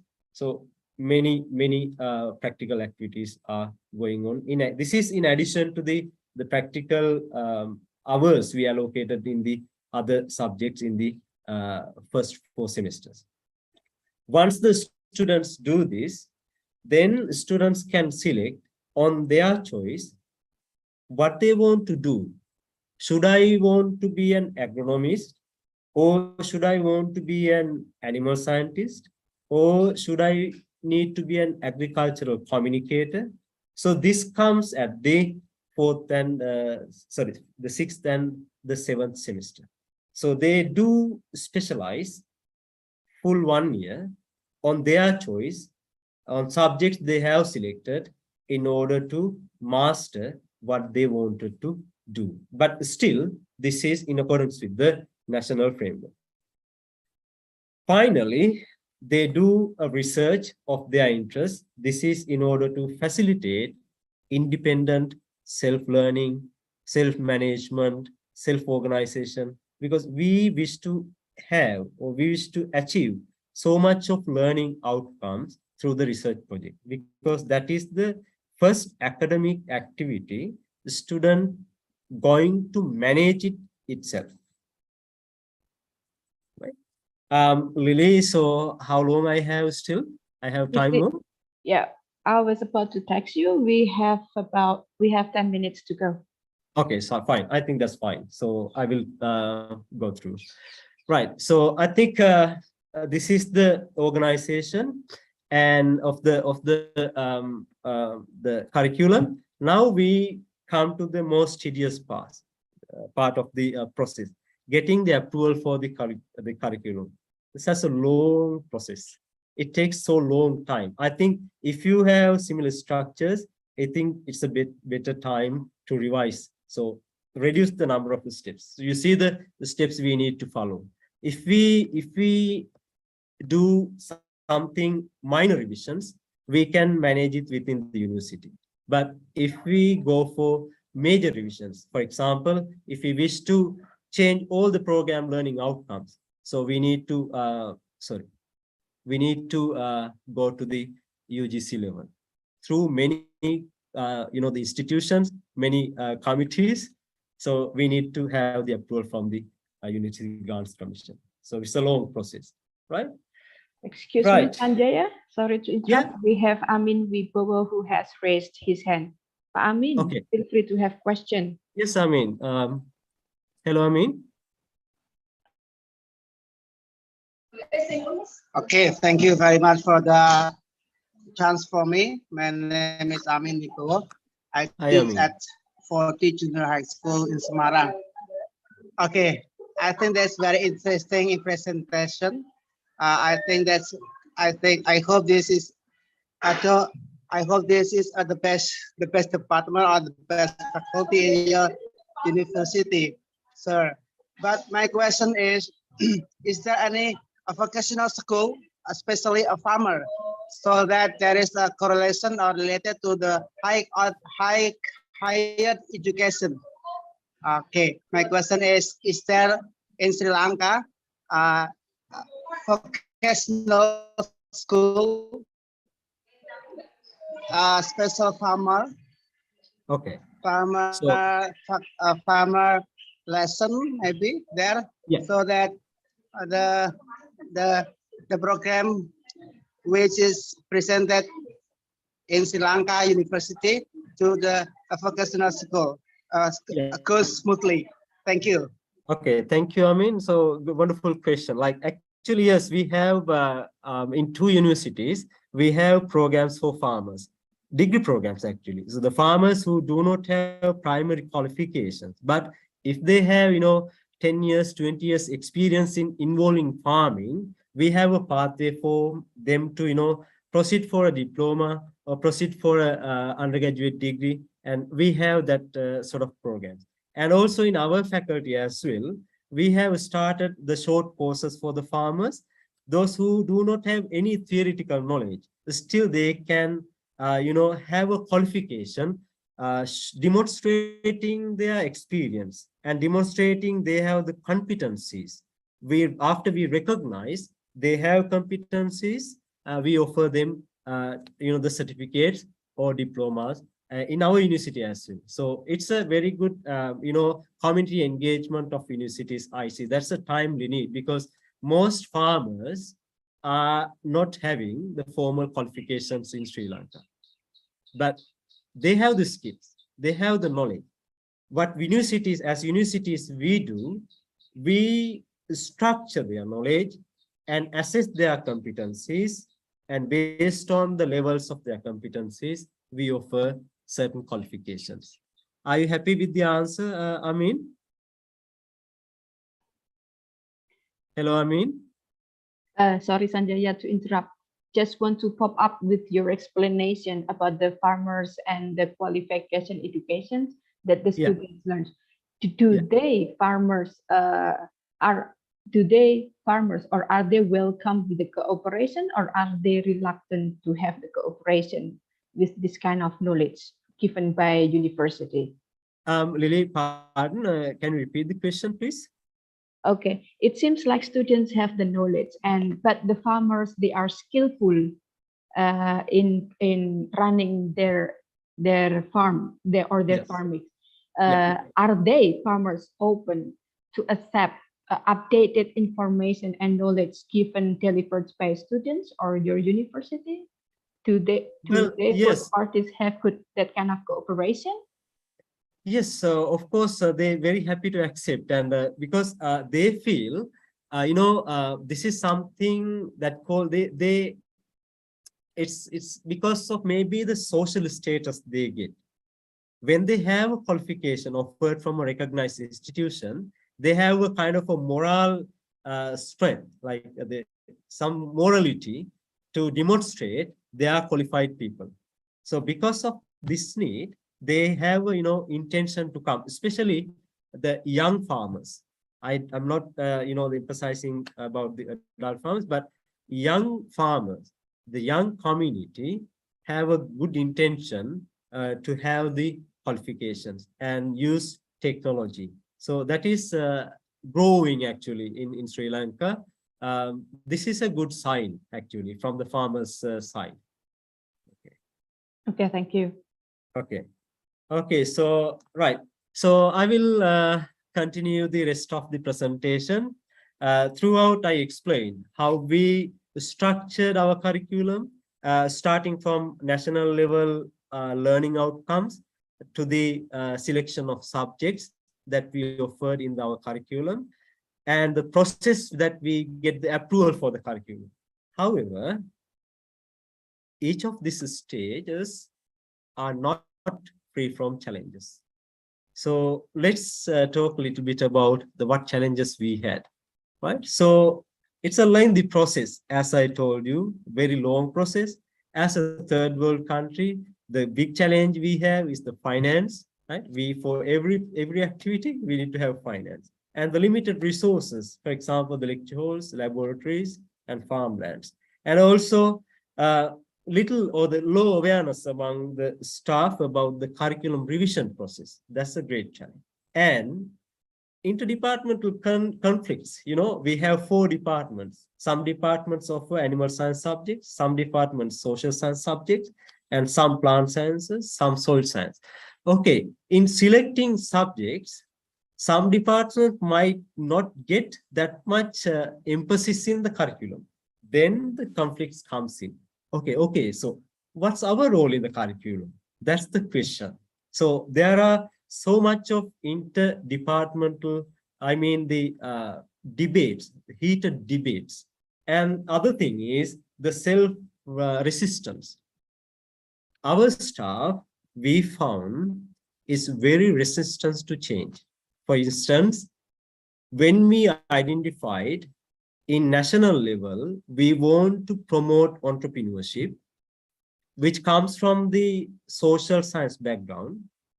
Most of the science background staff we have resisted to incorporate this entrepreneurship courses into the curriculum. So this is the resistance we get. And other management subjects, like bringing other management subjects into the agriculture curriculum, again, resistance came from the staff because they are not willing to, less willing to change to the developing needs. So these are very, serious challenges we, as a committee of curriculum committee, these are the serious challenges we faced. Anyway, we managed to overcome this somehow. How we did it? In order to, shorten the speed up the process, this long run process, we made frequent follow-ups.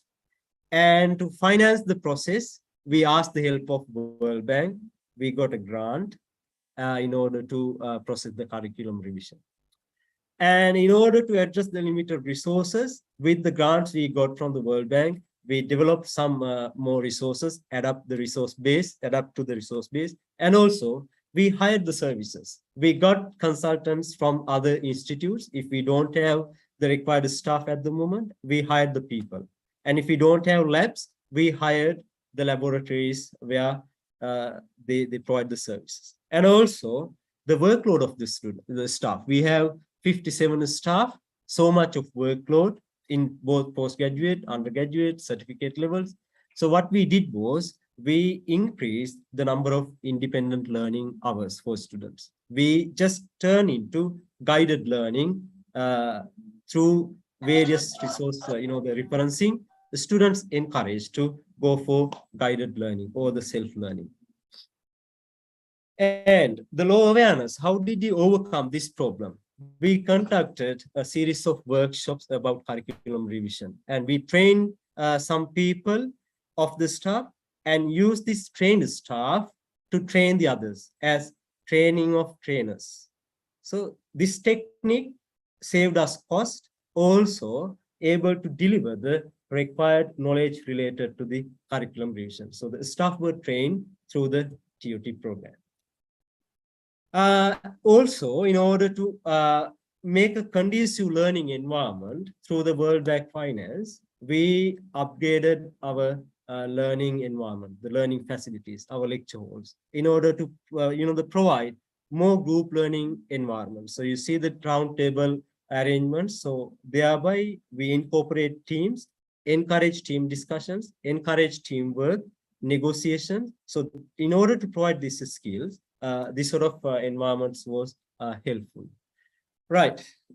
This is the great challenge. We still find very hard to address. Interdepartmental disagreements and self-resistance of the staff to change. We try to get the service of external parties, maybe from external universities, foreign universities, to convince our staff why we need to change in order to, in a way to reflect the current developments. Why we need to incorporate managerial subjects into the agricultural curriculum, even though we are more technically oriented course.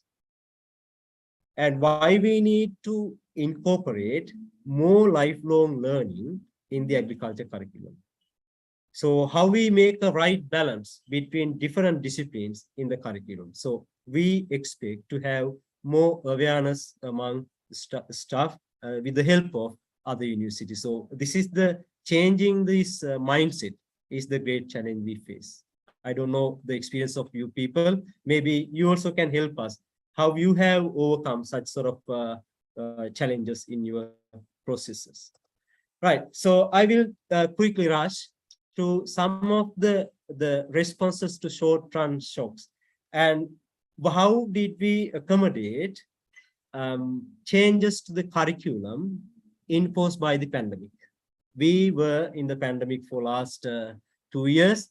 Now we are in economic crisis. So how did we accommodate the changes into the curriculum?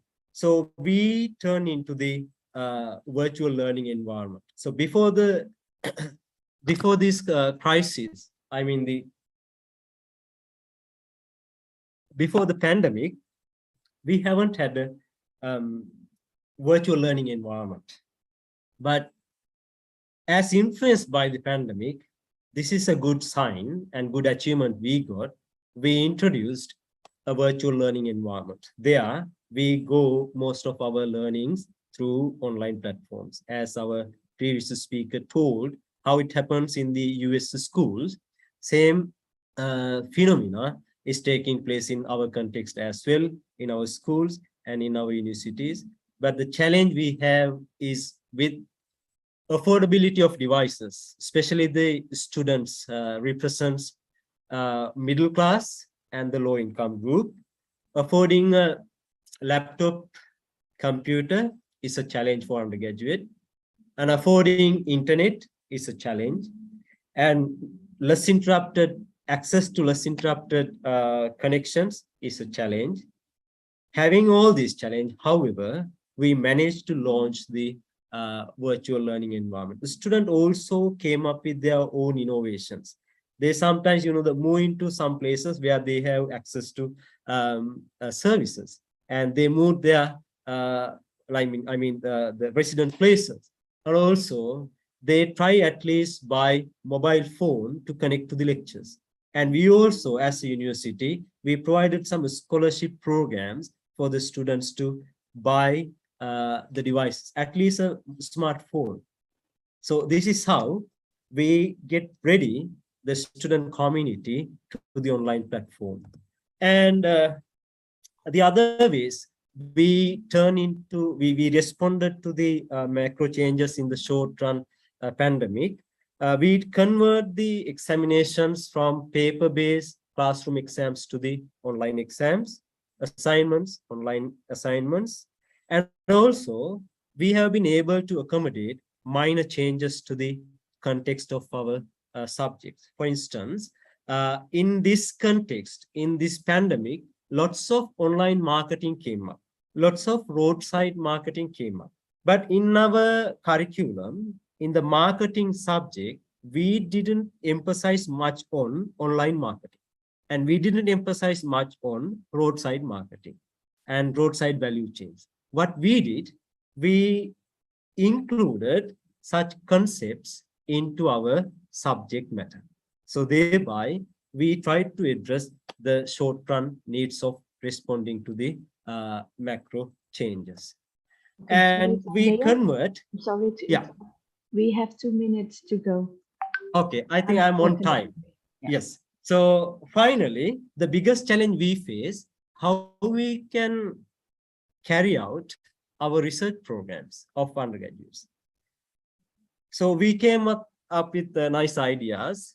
We were initiating, the home research fields, where as much as possible, we encourage students to start their research plots in their home garden. In that way, we try to reduce the mobility. We try to, the need of, more resources and traveling. So thereby, they started doing their research in a confined environment in their backyard. So I think this is how we have responded to the pandemic situation through incorporation and revisions of our curriculum, and also the macro changes that takes place, in a regular cycle. So with this, I think I have done with my talk. Yeah, sorry. Yeah, we were talking about our home research fields, and thank you very much. I think I'm on time. Thank you very much for your patience and listening to the presentation. Okay. Layli, I think you muted and we can't hear you. Yeah, thank you. Thank you. I was just aware. Thank you for letting me know. Yeah. Thank you very much for the presentation, Sanjaya, where you shared information about curriculum revision in higher education, especially in your faculty agricultural, your agriculture. And since you explained about the quality assurance establishment and the top-down task from the ministers of higher education and the competence that you mentioned, NLO, national learning outcomes, and the procedures to consider in revising the curriculum, that they have to include like NLO, PLO, and then divided into more details with the subject items, and then eventually divided into different semesters. And then it came up with the challenges that faced by the faculty, like internal disagreement and others. And then it urged like a very good response, situated with the emergence of the challenges itself, then to bring like a home research field, such an example anyway. Okay, thank you very much. It was insightful for us dealing with the curriculum revision, especially in higher education, specifically for in the Faculty of Agriculture in Rajarata University of Sri Lanka. Okay, we would like to get back to participants and continue the sessions, especially for question and answers. I would like to read questions that later on Bu Anis and Sanjaya can answer the questions in turns, or one or several questions can be directed to both of you. And here I would like to check out the questions. Since Pa Imam already delivered the questions by himself, now I would like to start with a question from Bu Ajeng. How this question is dedicated to Bu Anis. Yeah, Bu Anis. She asked Ajeng, how did the hybrid learning done in your country, especially at your school at the moment during the pandemic, the hybrid learning? All right. Thank you, Bu Ajeng. So as you see in the pictures, the hybrid in our context means there are two channels for students to join the classroom: virtual through Zoom from home or from outside schools, and then the other one is coming in person, seeing the teachers in person, learning and doing works with the teachers in person in the classroom. So the teachers have a big screens that projects students from their home. Can I share the pictures again, Bu Laili? So this is how the hybrid looks like of the schools and university. You see this one, Bu Ajeng? The teachers had a laptop in front of her, and then there is a big screen behind her, which is basically a duplicate of what she had in her screen. The screen or the projectors shows the students who joined the class from home. And then she was talking, facing the students online and students in the classroom. That's basically what hybrid looks like. Does that answer your questions, Bu Ajeng? The picture explains pretty much clearly, Bu. Yes. Okay. Yes. With the elementary classroom, it looks so crowded with a lot of things in between. But with the university, it pretty much the same, except it's more clear, and you can see this is the professors, this is the pictures, these are all the students in the classroom. That's the hybrid channels that the schools here have been doing. Okay, thank you, Ibu. And I would like to proceed with the follow-up questions. And based on your presentation, that this question is directed to both speakers, Sanjaya and Bu Anis. dealing with the change of the pandemic situation, and they have to catch up with technology. What I would like to ask here is, did all students can directly catch up their learning, or did they take some time to adjust and so that they can perform their learning well? Did they take the time, or I don't have problem with this? How did they react to that?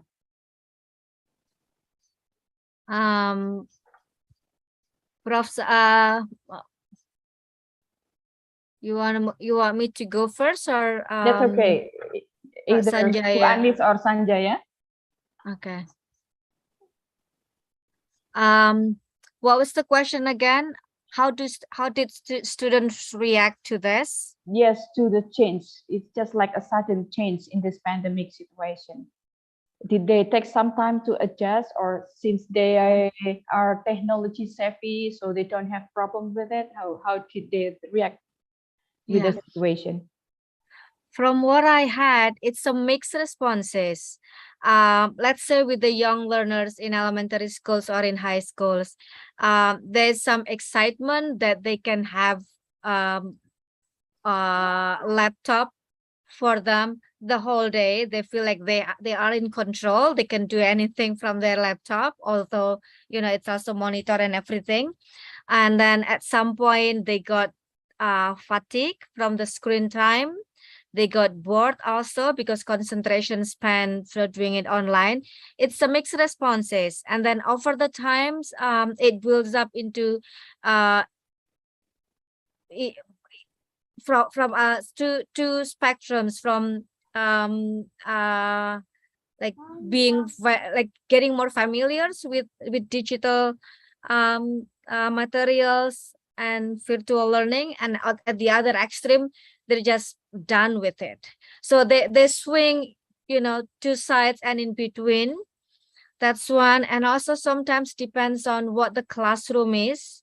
Let's say it's an art classroom, so they are excited because they're doing art digitally instead of, you know, doing art hands-on practical with their hands. So sometimes they have excitement because they did things differently. Sometimes they got overly excited. Sometimes they got bored. Sometimes they find ways to do something else that they're not supposed to do. Like, you know, when we split them into breakout rooms and they're supposed to like discuss one easy questions, but they went off for talking about something else. Or they are allowed to share screen occasionally, but they share screen or show their friends something else. So there's always, you know, ups and downs with students' responses and reactions to that. With adult, it's actually more challenging to get them involved, to get them participate or engage, because adults have their own interests and they are more self-sufficient when it comes to controlling themselves. It's a different reactions also, but mostly they are more responsible to what they're supposed to learn by the end of the semesters, although their webcam or their camera might be off all the time, but you know, they did things, they did the homework, they participate in a discussion and everything. So it varies across ages, across grades, and across times, as well as across courses also. Does that answer, Bu? That's okay. Yeah, it's about the situation happened there in the US. And what about Sanjaya?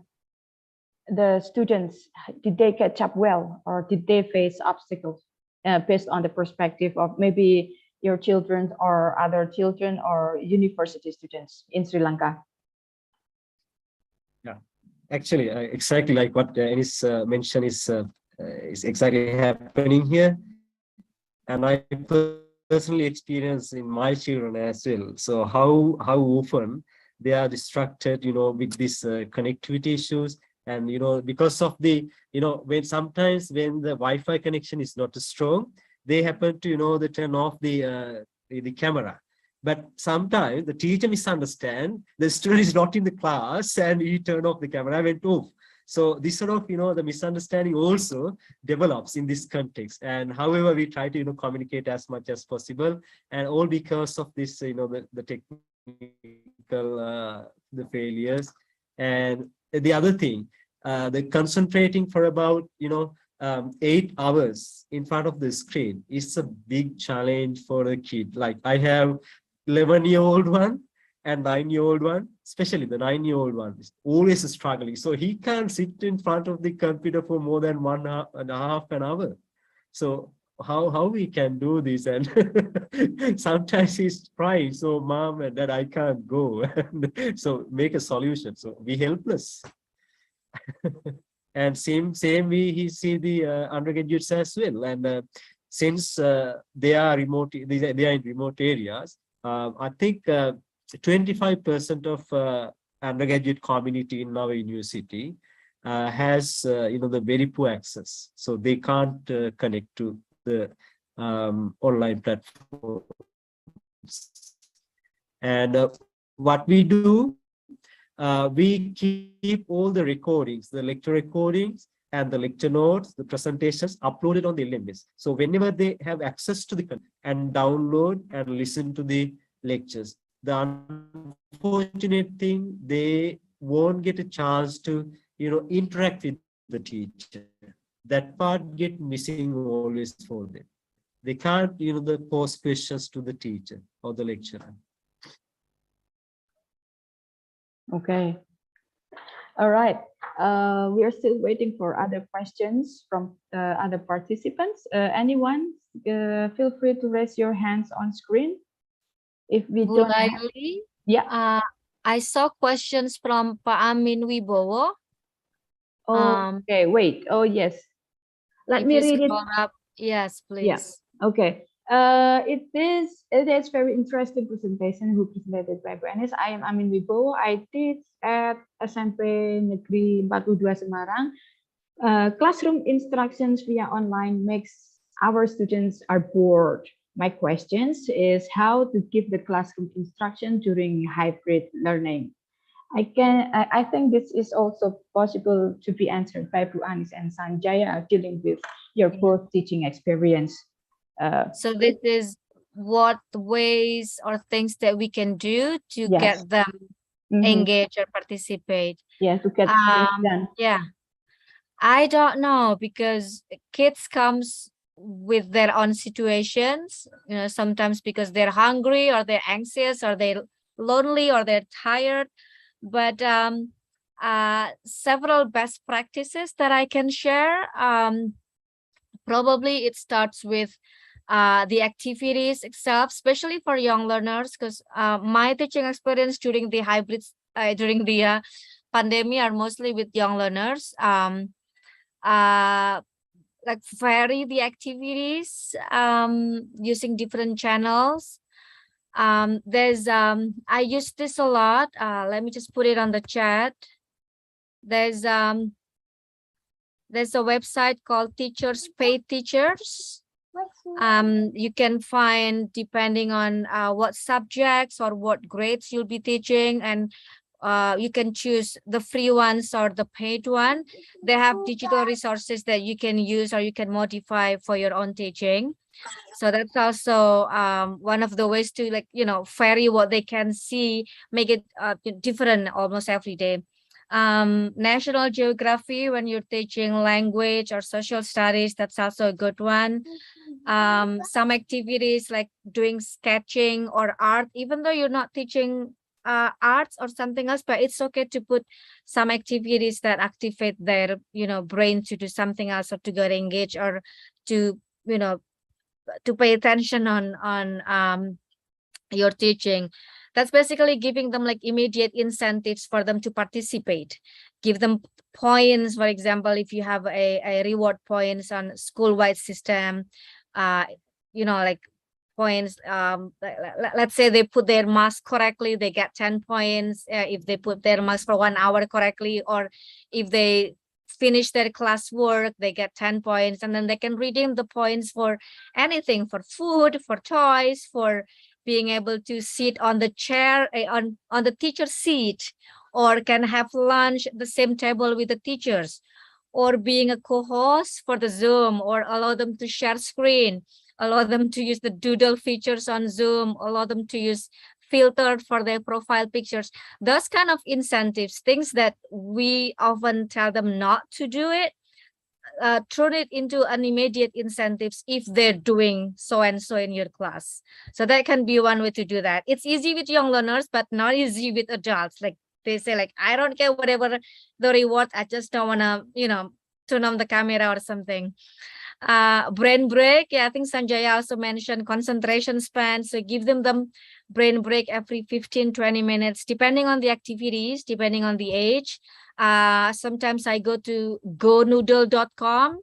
Brain break is basically getting them move, getting them, I don't know, dance, sing, or do stuff other than looking at the screen time. Let me share. I also have a, let's see if I can copy from YouTube. A freeze dance, I think. This will, I shared it on you. Yeah, I just did it. Like get them moving, twirling or skipping.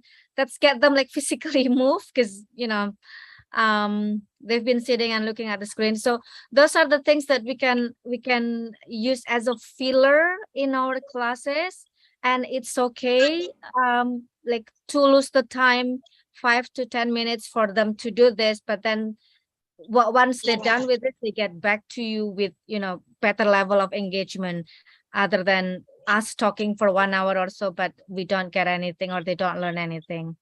So this may not be a silver bullet suggestions, but these are best practices that you can try and see what works for your class. I hope that answers, Pak Amin. Yeah. What about Sanjaya? As that was from another view delivered by one of the best. Yes, ma'am. Thank you very much for your answer. Okay, thank you, Panis. And then what about you, Sanjaya?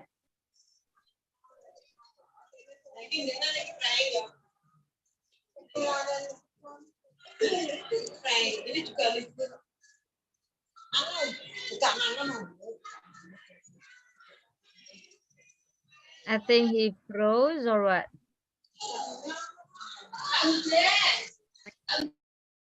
Sanjaya? Okay. He froze. I'm afraid Sanjaya. Yeah, connection is not very stable on his connection. Well, we are waiting for. Okay, Sanjay is back here now. Hello, Yeah, you're back. It's audible. It's audible, Sanjaya.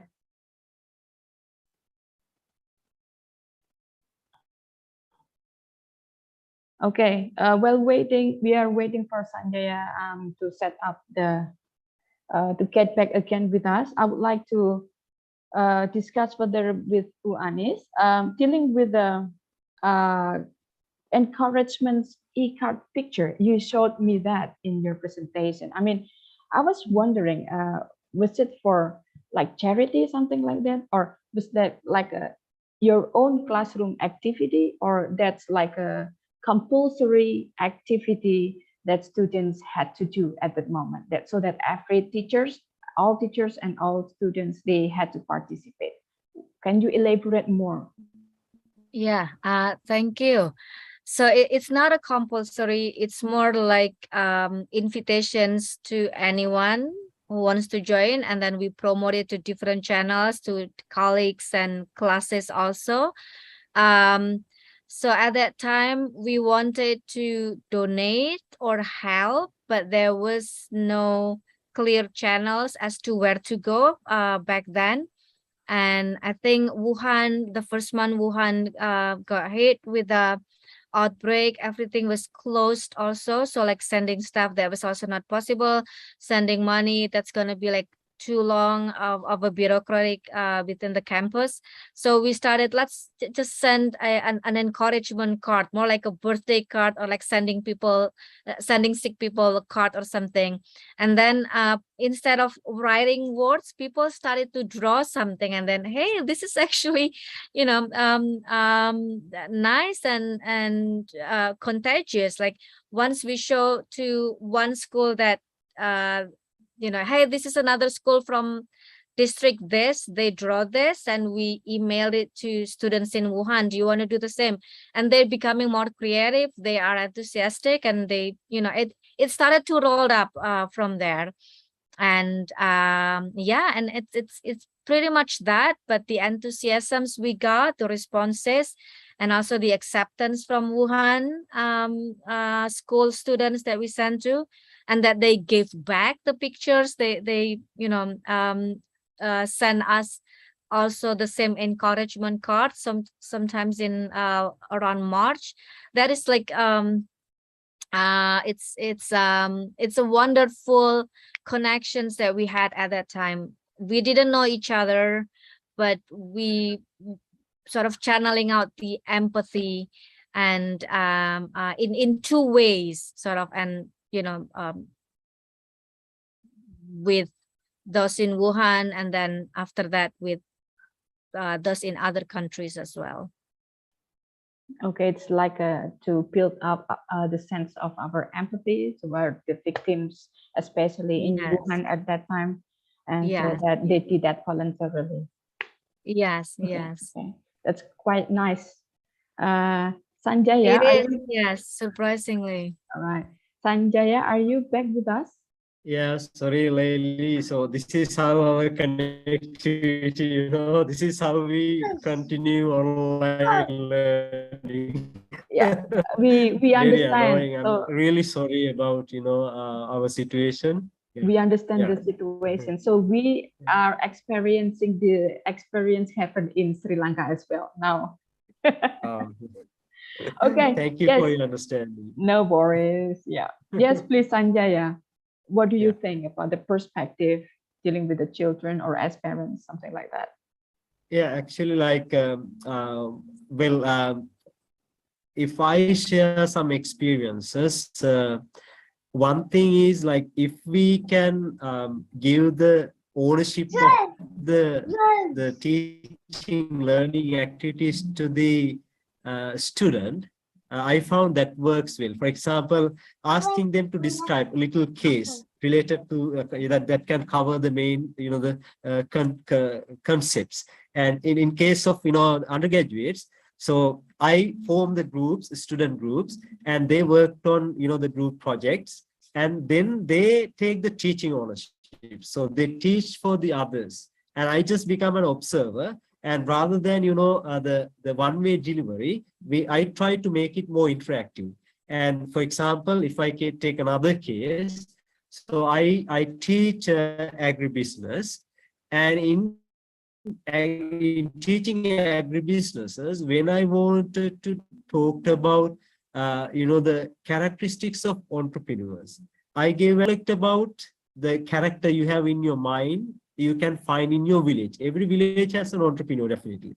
So he produced a little video and posted on the, the LMS. And also, so they play the video.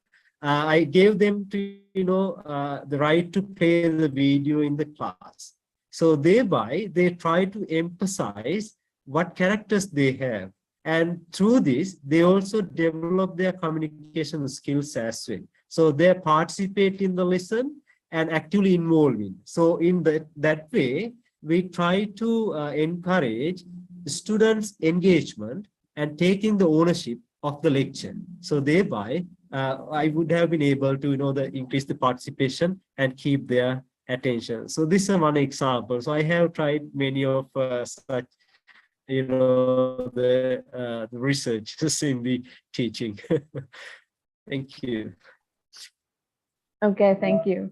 And since we have been talking about and discussing about classroom activities dealing with hybrid and then remote ones with the strategies for teachers and students to continue teaching and learning, and I'm wondering about the outside classroom activities, about maybe for Bu Anis, or you have extracurricular activities outside of the classroom, and then for Sanjaya at the university level, usually we have field practice.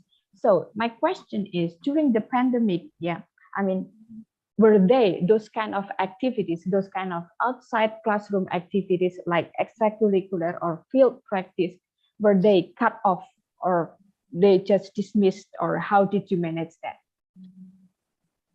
Okay, so if I share another example, actually, like we have this the field practice program that's for 6 months.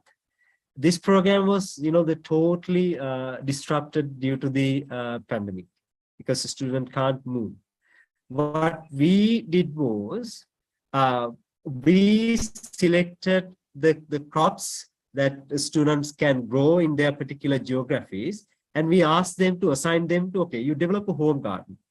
It gives the learning, the activities, and they involve in the practical, and we use the video to, the monitor them. So online, so like we connect with Zoom, and so we, evaluate how they have prepared their nurseries, how they have prepared their beds, and how they have raised their crops, and how they have managed them. Likewise, it's not a like very big activity, but just a small area of crop production. Like, so they do it their home garden and still apply the knowledge, and they gain the skill of managing crops. So in that way, we managed to this activity. And also, apart from that, this has been a great experience for them to have their own food in their home. So they have a home garden made by themselves. So we incorporate that with the learning activity. Thank you. Okay, thank you, Sanjaya. What about Bu Anis, about extracurricular activities or outside classroom activities? Yeah, so the first years, we cancels all after school activities. So like extracurricular or like sport clubs that happened after schools, that was disrupted, that was like canceled at all. For in-school activities that require students to go outside, that still happen, and that is actually the most things that students were expected a lot. Like they look forward to have a gym class, for example, which will be outside, or occasionally when they have other classes, math or language art, they also go outside. So like maximize the outdoor space for classrooms by taking turn with the other classes. That is also one of the strategies that we use a lot the first year. The second year, when things already sort of better health-wise, and the after school was still not started much, but the weekend one, this is like basketball and everything, that has started the past couple months. What else? Yeah, I think that's all I remember. There was not many as they usually had before COVID. Yeah. Okay, thank you, Ibu. Yeah. By the way, I saw Siti raise her hands up. Would you like to ask a question? Yeah, just probably just a bit of curiosity to the case of in Sri Lanka, Sanjaya. Like, I don't know whether the teachers probably in your son's school, they have to adjust the way they teach the student because the government said so. I want to know if that's the case, because in Indonesia, as soon as the pandemic hit, and then our government quickly modified the curriculum into the shorter one, much simpler, to accommodate the fact that the teachers cannot meet the students face to face. So they have to create a curriculum that can be done online. So, and the teachers also have to move quickly with with the changes. And I want to see if that's the case in Sri Lanka. To teachers, they also have to adapt with that kind of changes, or how do the children cope with the challenges of not seeing the teachers, and how do the teachers cope with not seeing their student or face to face? Because from what my friends and my colleagues have shared, that it is harder to teach without being able to see the students face to face. So I want to see from your perspective in your country.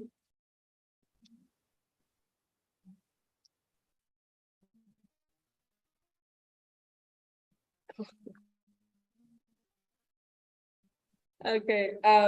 Yeah. Probably also the same question to Bu Anis in America. Is it like also the same thing happening? How do teachers like adapt with the changes? Yeah, actually, like Yeah. we were not interested to meet, right? Yeah.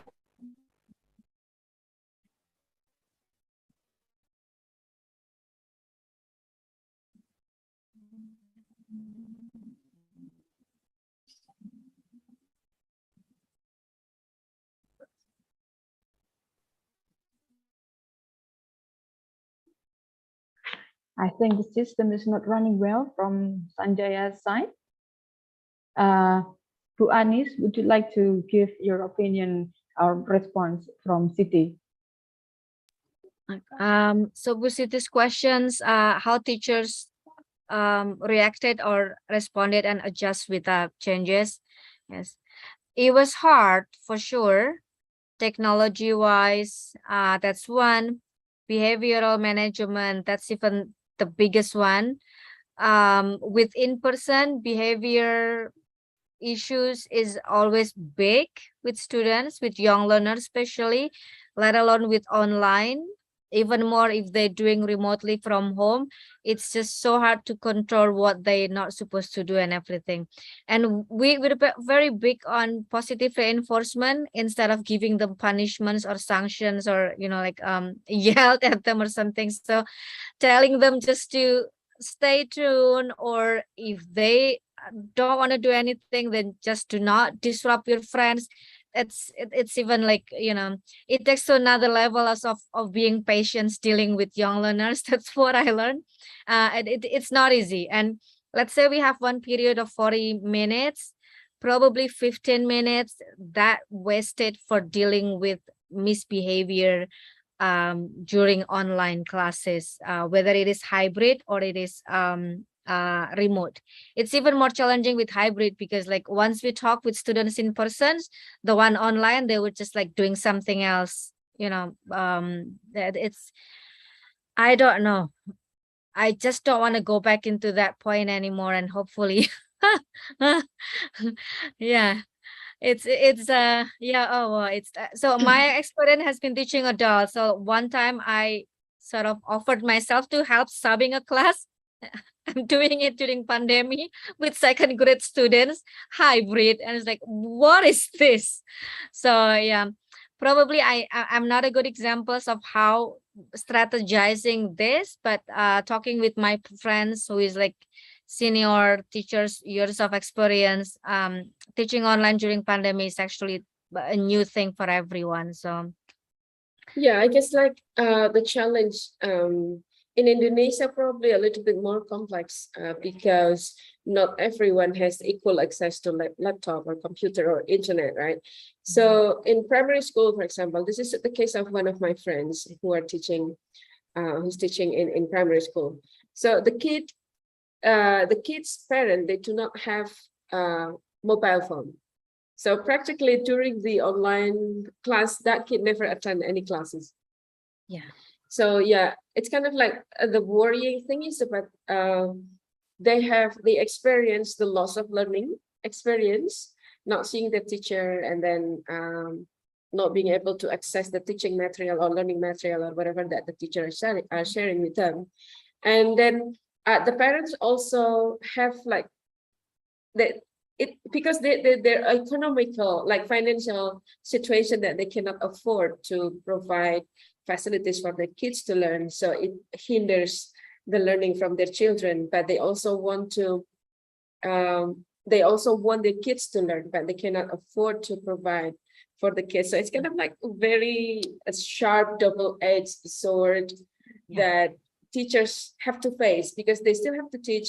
They want their students to learn, but they cannot do that due to the pandemic. So it's kind of like a bit confusing. Yes, I think it's also the same in the US and in other countries when it comes to how family manage the virtual learning situations when they have to work or when they are not sufficient economic wise or technology or a lot of things. Like the first 2-3 months, it's just the whole learning curve for everyone. And yeah, it's a lot. Probably the next year or so, we will be able to see like a document set, like, you know, a movie maker or filmmaker will have a documentary movies narrating all things happen in the classroom or at home while kids are doing this. It's an interesting time we had. Yeah. Okay, so was that what you meant in your presentation, that teachers put out ultra efforts? It is. It is. Okay, in this kind Like of complex and rushing situation, I totally Yeah. understood. I was like overly stimulated every 2-3 minutes because I Ah. was like either I was talking or either I was helping students, 1 or 2 or like small groups, and then there's other students would be like doing something else with their Zoom or with their because they have laptop in front of them, and they have, you know, control over what they want to do regardless of supervisions or everything. And then those at home, and then, you know, like if you have 10 students, that's already a lot. And sometimes you have almost 20 students. That's I don't know, that's another level of chaos, online and in person. The other thing is also about mask. The first months we were very cautious when students were playing or not putting their mask correctly because it was very high rate of transmissions. And God knows how many times I told them about putting the mask on and everything. So it's a lot of things to take care of in that first months of pandemic. Yeah. Okay, thank you, Bu Anis, for the response from the perspective given by Siti Nuraini. And then Sanjaya, are you back with us? Yes, so on and off, I'm extremely Okay. sorry, Lily. Yeah. Yeah. What do you think? What would you like to say from the questions given from Siti? I actually lost it, Lily. I couldn't follow. If you can like refresh me, so what was the discussion about? Okay, Siti, would you like to? Yeah, I was just asking about how the teacher in your country adapt to the situation where the first time pandemic hits. Did your government change the curriculum, or how did teachers react to the sudden change of teaching, strategies? And how did the kids, the children, the younger kids, probably in your son's school, I believe that your son is also experiencing these things. And I want to know how is the perspective from Sri Lanka in this matter, in this regard. Yeah, Siti, like actually, like for first couple of months with the after the pandemic, we were like stuck and we were blind and we haven't had an idea how to proceed. And about 2-3 months later, different, the innovations started coming up, and the teachers started using Zooms and the students started using Zooms, so that way they gradually turning into the online environment. But without that, the self-motivated engagement, there wasn't a government implemented program up until then. So later, about 4-5 months later, government intervened after the individual teachers and students started themselves voluntarily. So the response of the government was very late because no one has an idea how to do, because this system wasn't aware for anyone. Then only the government started, the online schools, but still the physical meet is not accepted, it's not encouraged. So what they did was they tried to conduct alternative school days, right? The part of the students in the class, allowed to come into the half day in one day of a week, and another half comes in the evening. Likewise, so such sort of an alternative arrangements came into in order to encourage the physical meet, but with very restricted conditions. They're not allowed to come in public transports. The parents had to drop the students to school, and they have to maintain the social distancing. In that way, about 3 school days were carried on, but 2 other days online. And part of the teachers come to the school, another part stay at home. Likewise, about 50% of the student teacher population was in the school at one time, not the full capacity. Likewise, so in that way, government wanted to have sort of physical, coming up in the classroom. So that's how we managed the situation. But for first 3 months, everyone was blind. It's a great shock. Okay, that's interesting. Thank you. Like our government probably is a bit not very late, but also not as fast as we hope to be in responding to what should we do. And then when the case got really big, and we're still like recovering right now. And but the response was not really that bad, not really bad. I mean, we still got the Ministry of Education is kind of like quick thinking, and then he designed some kind of like the quick curriculum to just adapt with these changes. Well, thank you, Sanjaya, for your response. Yeah, and for welcome. Anis. Yeah. Thank you, Anis and Sanjaya. And now we have like another question from Imania Rizky Amalia to Dr. Fernando. Imania, would you like to say it or convey it yourself? Imania? Okay. I would like to read a question from Imania to Dr. Fernando. How was the method that your department took when students should study practical course which requires laboratory and or field work in pandemic? So if we discussed field work previously, so maybe you can specify with the laboratory activity. Actually, like in most field practicals, we were able to carry out them somehow because students are in their homes. And at least, for example, if we asked to identify some pests or diseases, they would have been able to go outside their home garden and search for. And in that way, we managed to, carry out this, the practical, the field experience. But the challenge came into the, when we, carrying on the laboratory practicals. So what we did was, we just prepared a separate laboratory practical program to be implemented when the student come into the university whenever. So we were not sure about when they come, but we extracted the practical the sessions and keep them away until the student comes to the university. Whenever they come, we will start doing the practicals. So that way, we just conducted the theoretical lessons and the field practicals without doing the laboratory practicals. But to give them the knowledge about the laboratory practicals, we prepared video series about each practical. For example, in biochemistry, we prepared some practicals, and animal science, for example, the anatomy. So we did it in our labs with the help of few staff and our audiovisual center. We recorded the video and uploaded that to the LMS so that the students can see it.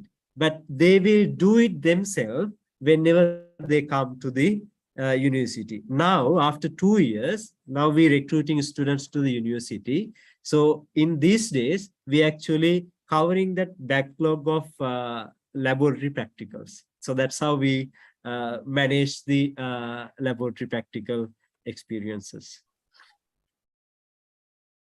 Okay, thank you, Sanjaya. And here we have another, thank you. Here we have another question to Ibu Anis. and dealing with communication. I mean, if previously we discussed about interaction with students, now I would like to ask about how do you manage the communication with parents? Because here, when young learners, they are still supervised by their parents. Did you involve their parents, and then how did you manage the communication? Because here, normally, teachers, parents, students, they communicate through WhatsApp. Is it applicable there in US, Bu Anis? Yes, it's pretty much the same. Emails, phone call if it's urgent.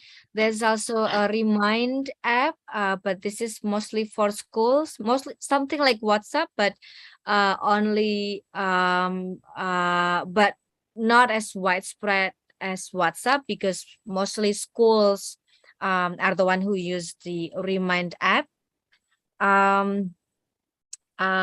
What's the so communication is relatively the same, except we got to call or remind parents a lot when it comes to remote learning, to make sure that their kids are facilitated, especially for young learners, internet connected, like putting them in a relatively quiet place in the house so that there's no background noise when they are unmuted, and there's not so much distractions, also people working around the background.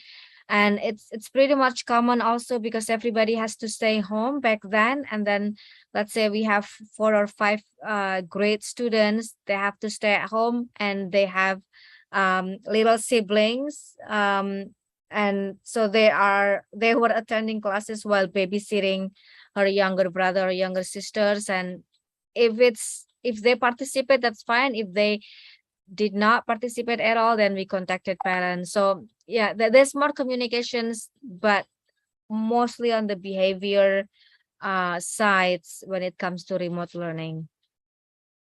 Yeah. Okay, thank you, Bu Anis. And here another question is dedicated to Sanjaya. Sanjaya, hello, Sanjaya.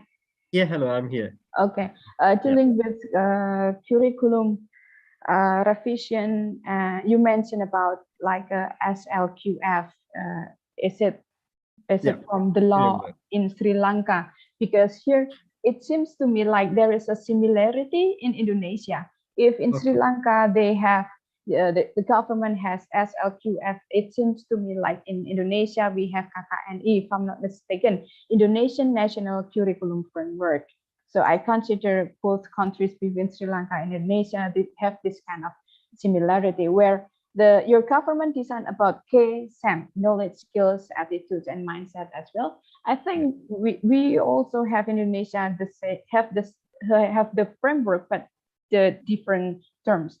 So my question here is getting more like more specific, because here in Indonesia, it is applied a requirement for curriculum in higher education that from the Ministry of Education, they require university to complete the minimum standard, namely IKU, Indikator Kinerja Utama, or Compulsory Task Indicator. Or if the university or the department or the faculty want to have like a higher value or higher score in accreditation, they have to put IKT, Indikator Kinerja Tambahan, or Complementary Task Indicators. Yeah. In this case, is it also the same in the system? Oh, okay. Yeah. It's the same system, yes. No difference. Okay. So I knew something new here. Okay. Yeah. To ask more further, dealing with one of the KSM from one of the course of attitude, you mentioned point 11 about vision for life, where this kind of statement is not available in the curriculum as required in my country, in Indonesia. Could you please elaborate more about vision for life for the country, university students, or who? It's for like university student. Yeah, so Vision for Life, they need to like develop, okay, so where they will, end up in their career. So what will be in the future, right? So that's what we mean in here, the Vision for Life. So every individual student must have a vision. So, right? So, but if I add bit more, actually the in national level, we want to frame this vision to be entrepreneurs or the agripreneurs in case of agriculture undergraduates. So we try the students to go in that vision. So their life vision would be they will be agricultural entrepreneurs. They would contribute to the agriculture production, agribusiness, and create agricultural organizations. So we try to inculcate that culture within our undergraduates. Okay. One more question for Sanjaya. You mentioned about young farmers, because it seems like there is like a legacy from older farmers to young farmers, like inherit. Because my question is, it seems like being farmers here in Indonesia is not cool. So not many youngsters, young people, they want to be farmers. But you say young farmers, you said young farmers. How are they still interested to become farmers? Actually, like it's basically with the technology and with the export orientation. So these are the two basic strategies that we can encourage the young people to come into agriculture. So when we show them the opportunities, not in the country, but in the outside, how much export earnings can they bring to the country and how much they can earn from the export market and how they can add value to the product. It's not general agricultural production, but basically, I mean by young farmers, I would say they are young entrepreneurs, young producers, young processors, because they don't think about the producing a good and selling the market. They are a group who thinks beyond that, who thinks of adding value to their products, who think of marketing their products to the supermarkets, and who thinks selling the products to the world. And that way, so this is how we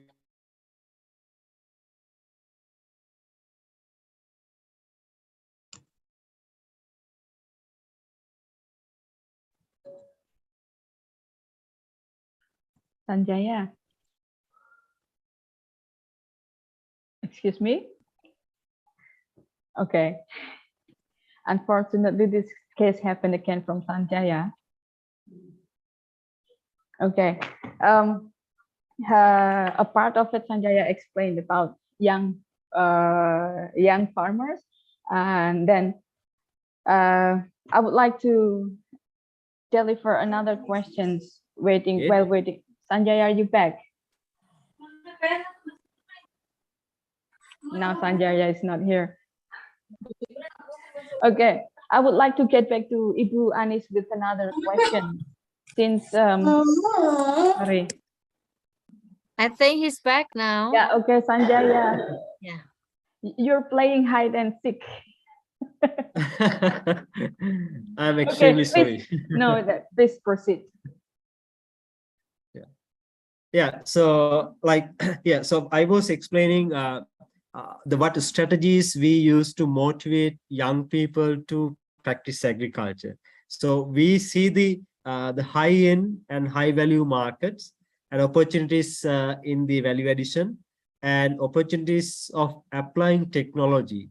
You know, the modern technology which are appropriate to our small scale agriculture. So this is the path that we show to them and the directions they can travel through. Yeah. Okay, it's just like a cooperation between today's farmers and future farmers, and then future farmers see something where today's farmers cannot reach, and they get along to hands in them together. Okay, long that's term. interesting for the collaboration anyway. Thank Thank you, you. Sanjaya. And for I have questions for Sanjaya, please. if I may, Bu Laili. Sure. Sanjaya, Yes, right. I don't know much about agriculture, but one of the things that I want to learn is about fertigations or drip irrigation. How is it implemented, or how much is it implemented already in Sri Lanka? Because I know you guys also work with India, and India is also big on that. Yeah. We also like have like there's no very high rate of adoption of using drip irrigation systems. It's mainly because of the capital expenditure and the conditions of water. And our water contains more calcium. And what happens, we use these irrigation systems for a long time. These nozzles clogged with the calcium depositions. So therefore, in short time, so these systems won't get useless. So that farmers bit fear about using drips. But like I think you may have heard about sprinkler irrigation. So there's a good, the positive view towards sprinklers, because they sprinkles the water. Yeah, so that system is much successful compared to the drip system in Sri Lankan context. And the other thing, our agriculture mainly runs from rainwater and the tank irrigation systems. We have gravity irrigations, water, the collected in stored in natural and man-made tanks, and use this water for gravity irrigation. So these are the systems we have. There is development in using this sprinkler and irrigation systems, but drip is not that a success case. Okay, so it's the water. I mean, like the whatever in the water that affects. Yeah. What do you think about Indonesia, considering the climate and the water specifications? Drip irrigation is a potential. Like, how potential drip irrigation is it for Indonesia? I think so. I think I have no much idea about the water quality levels in Indonesia, but I wish the sprinkler is still a possible option compared to the drip irrigations. Sprinkle is the same as drip, except it's not under the ground. Okay. Yes. Yeah. Okay. All right. Thank you. Thank you for the fertigations for dummies lesson. Okay, thank you, Sanjaya. And it seems like we are having a multidisciplinary discussion here. And this is one. And this is one last question for Anis, that as a program coordinator in multidisciplinary topics and international education, would you like to share like shortly about your experience in running this activity with this role in a very short time even? In EC, the main core activities of EC is on studies and research or collaborations, project collaborations on international educations, and now it's getting very multidisciplinary and interdisciplinary across field. We also having lots of visiting scholars, mostly from China and Taiwan, coming to work with our professors, and so we're facilitating them, supervising them, and occasionally also co-author with them. And the past 2-3 years, we've been developing several working groups sort of to segment different fields that the current students, alumni, and visiting scholars have been working more, intensively the past 10 years. My role is sort of assignment based, like whatever current project that we're doing, that's what I'm assigned to help or assist or to occasionally lead with it. Yeah. Okay. All right. Thank you very much once again to our speakers, Ibu Anis and Sanjaya. By the way, what time is it there, Bu Anis? in It's 12:30 a.m. 12:30 a.m. So early Friday in the morning. Yes. Oh, you haven't gone to bed, yeah? And Sanjaya, what time is it there in Sri Lanka? It's 10 in the morning. Oh, 10 in the It's 10. morning. It's just a Yeah. little bit time different and in between. But here, thank you very much. I would like to say once again, we are grateful for our speaker, Ibu Anis and Sanjaya, and to all participants. Well, audience, we ran out of time, and apparently we have completed all sessions here, and we have to end this session at 11:30. However, it was a pleasant occasion that we could gain fruitful knowledge and share valuable experiences in this forum. Hence, we are grateful for having the speakers, and thank you for the participations to all participants. With the participation, hope to see you all again at another time and another program. So I would like to say good night for Bu Anis, even though it's too early in the morning, and have a good day Thank for you. Sanjaya and all of us. Thank you very much. thank you so much, Thank Anis. you Thank you for so much, having Sanjaya. us. Yeah, Thank you so for being much. here. Yeah, Okay. thank you so much. Bye bye, everyone. See you again. Until Okay, bye bye, everyone. Thank you, Pulaili and all the Thank you. team. Yeah, Bye. thank you. Good done. Good job. Well done.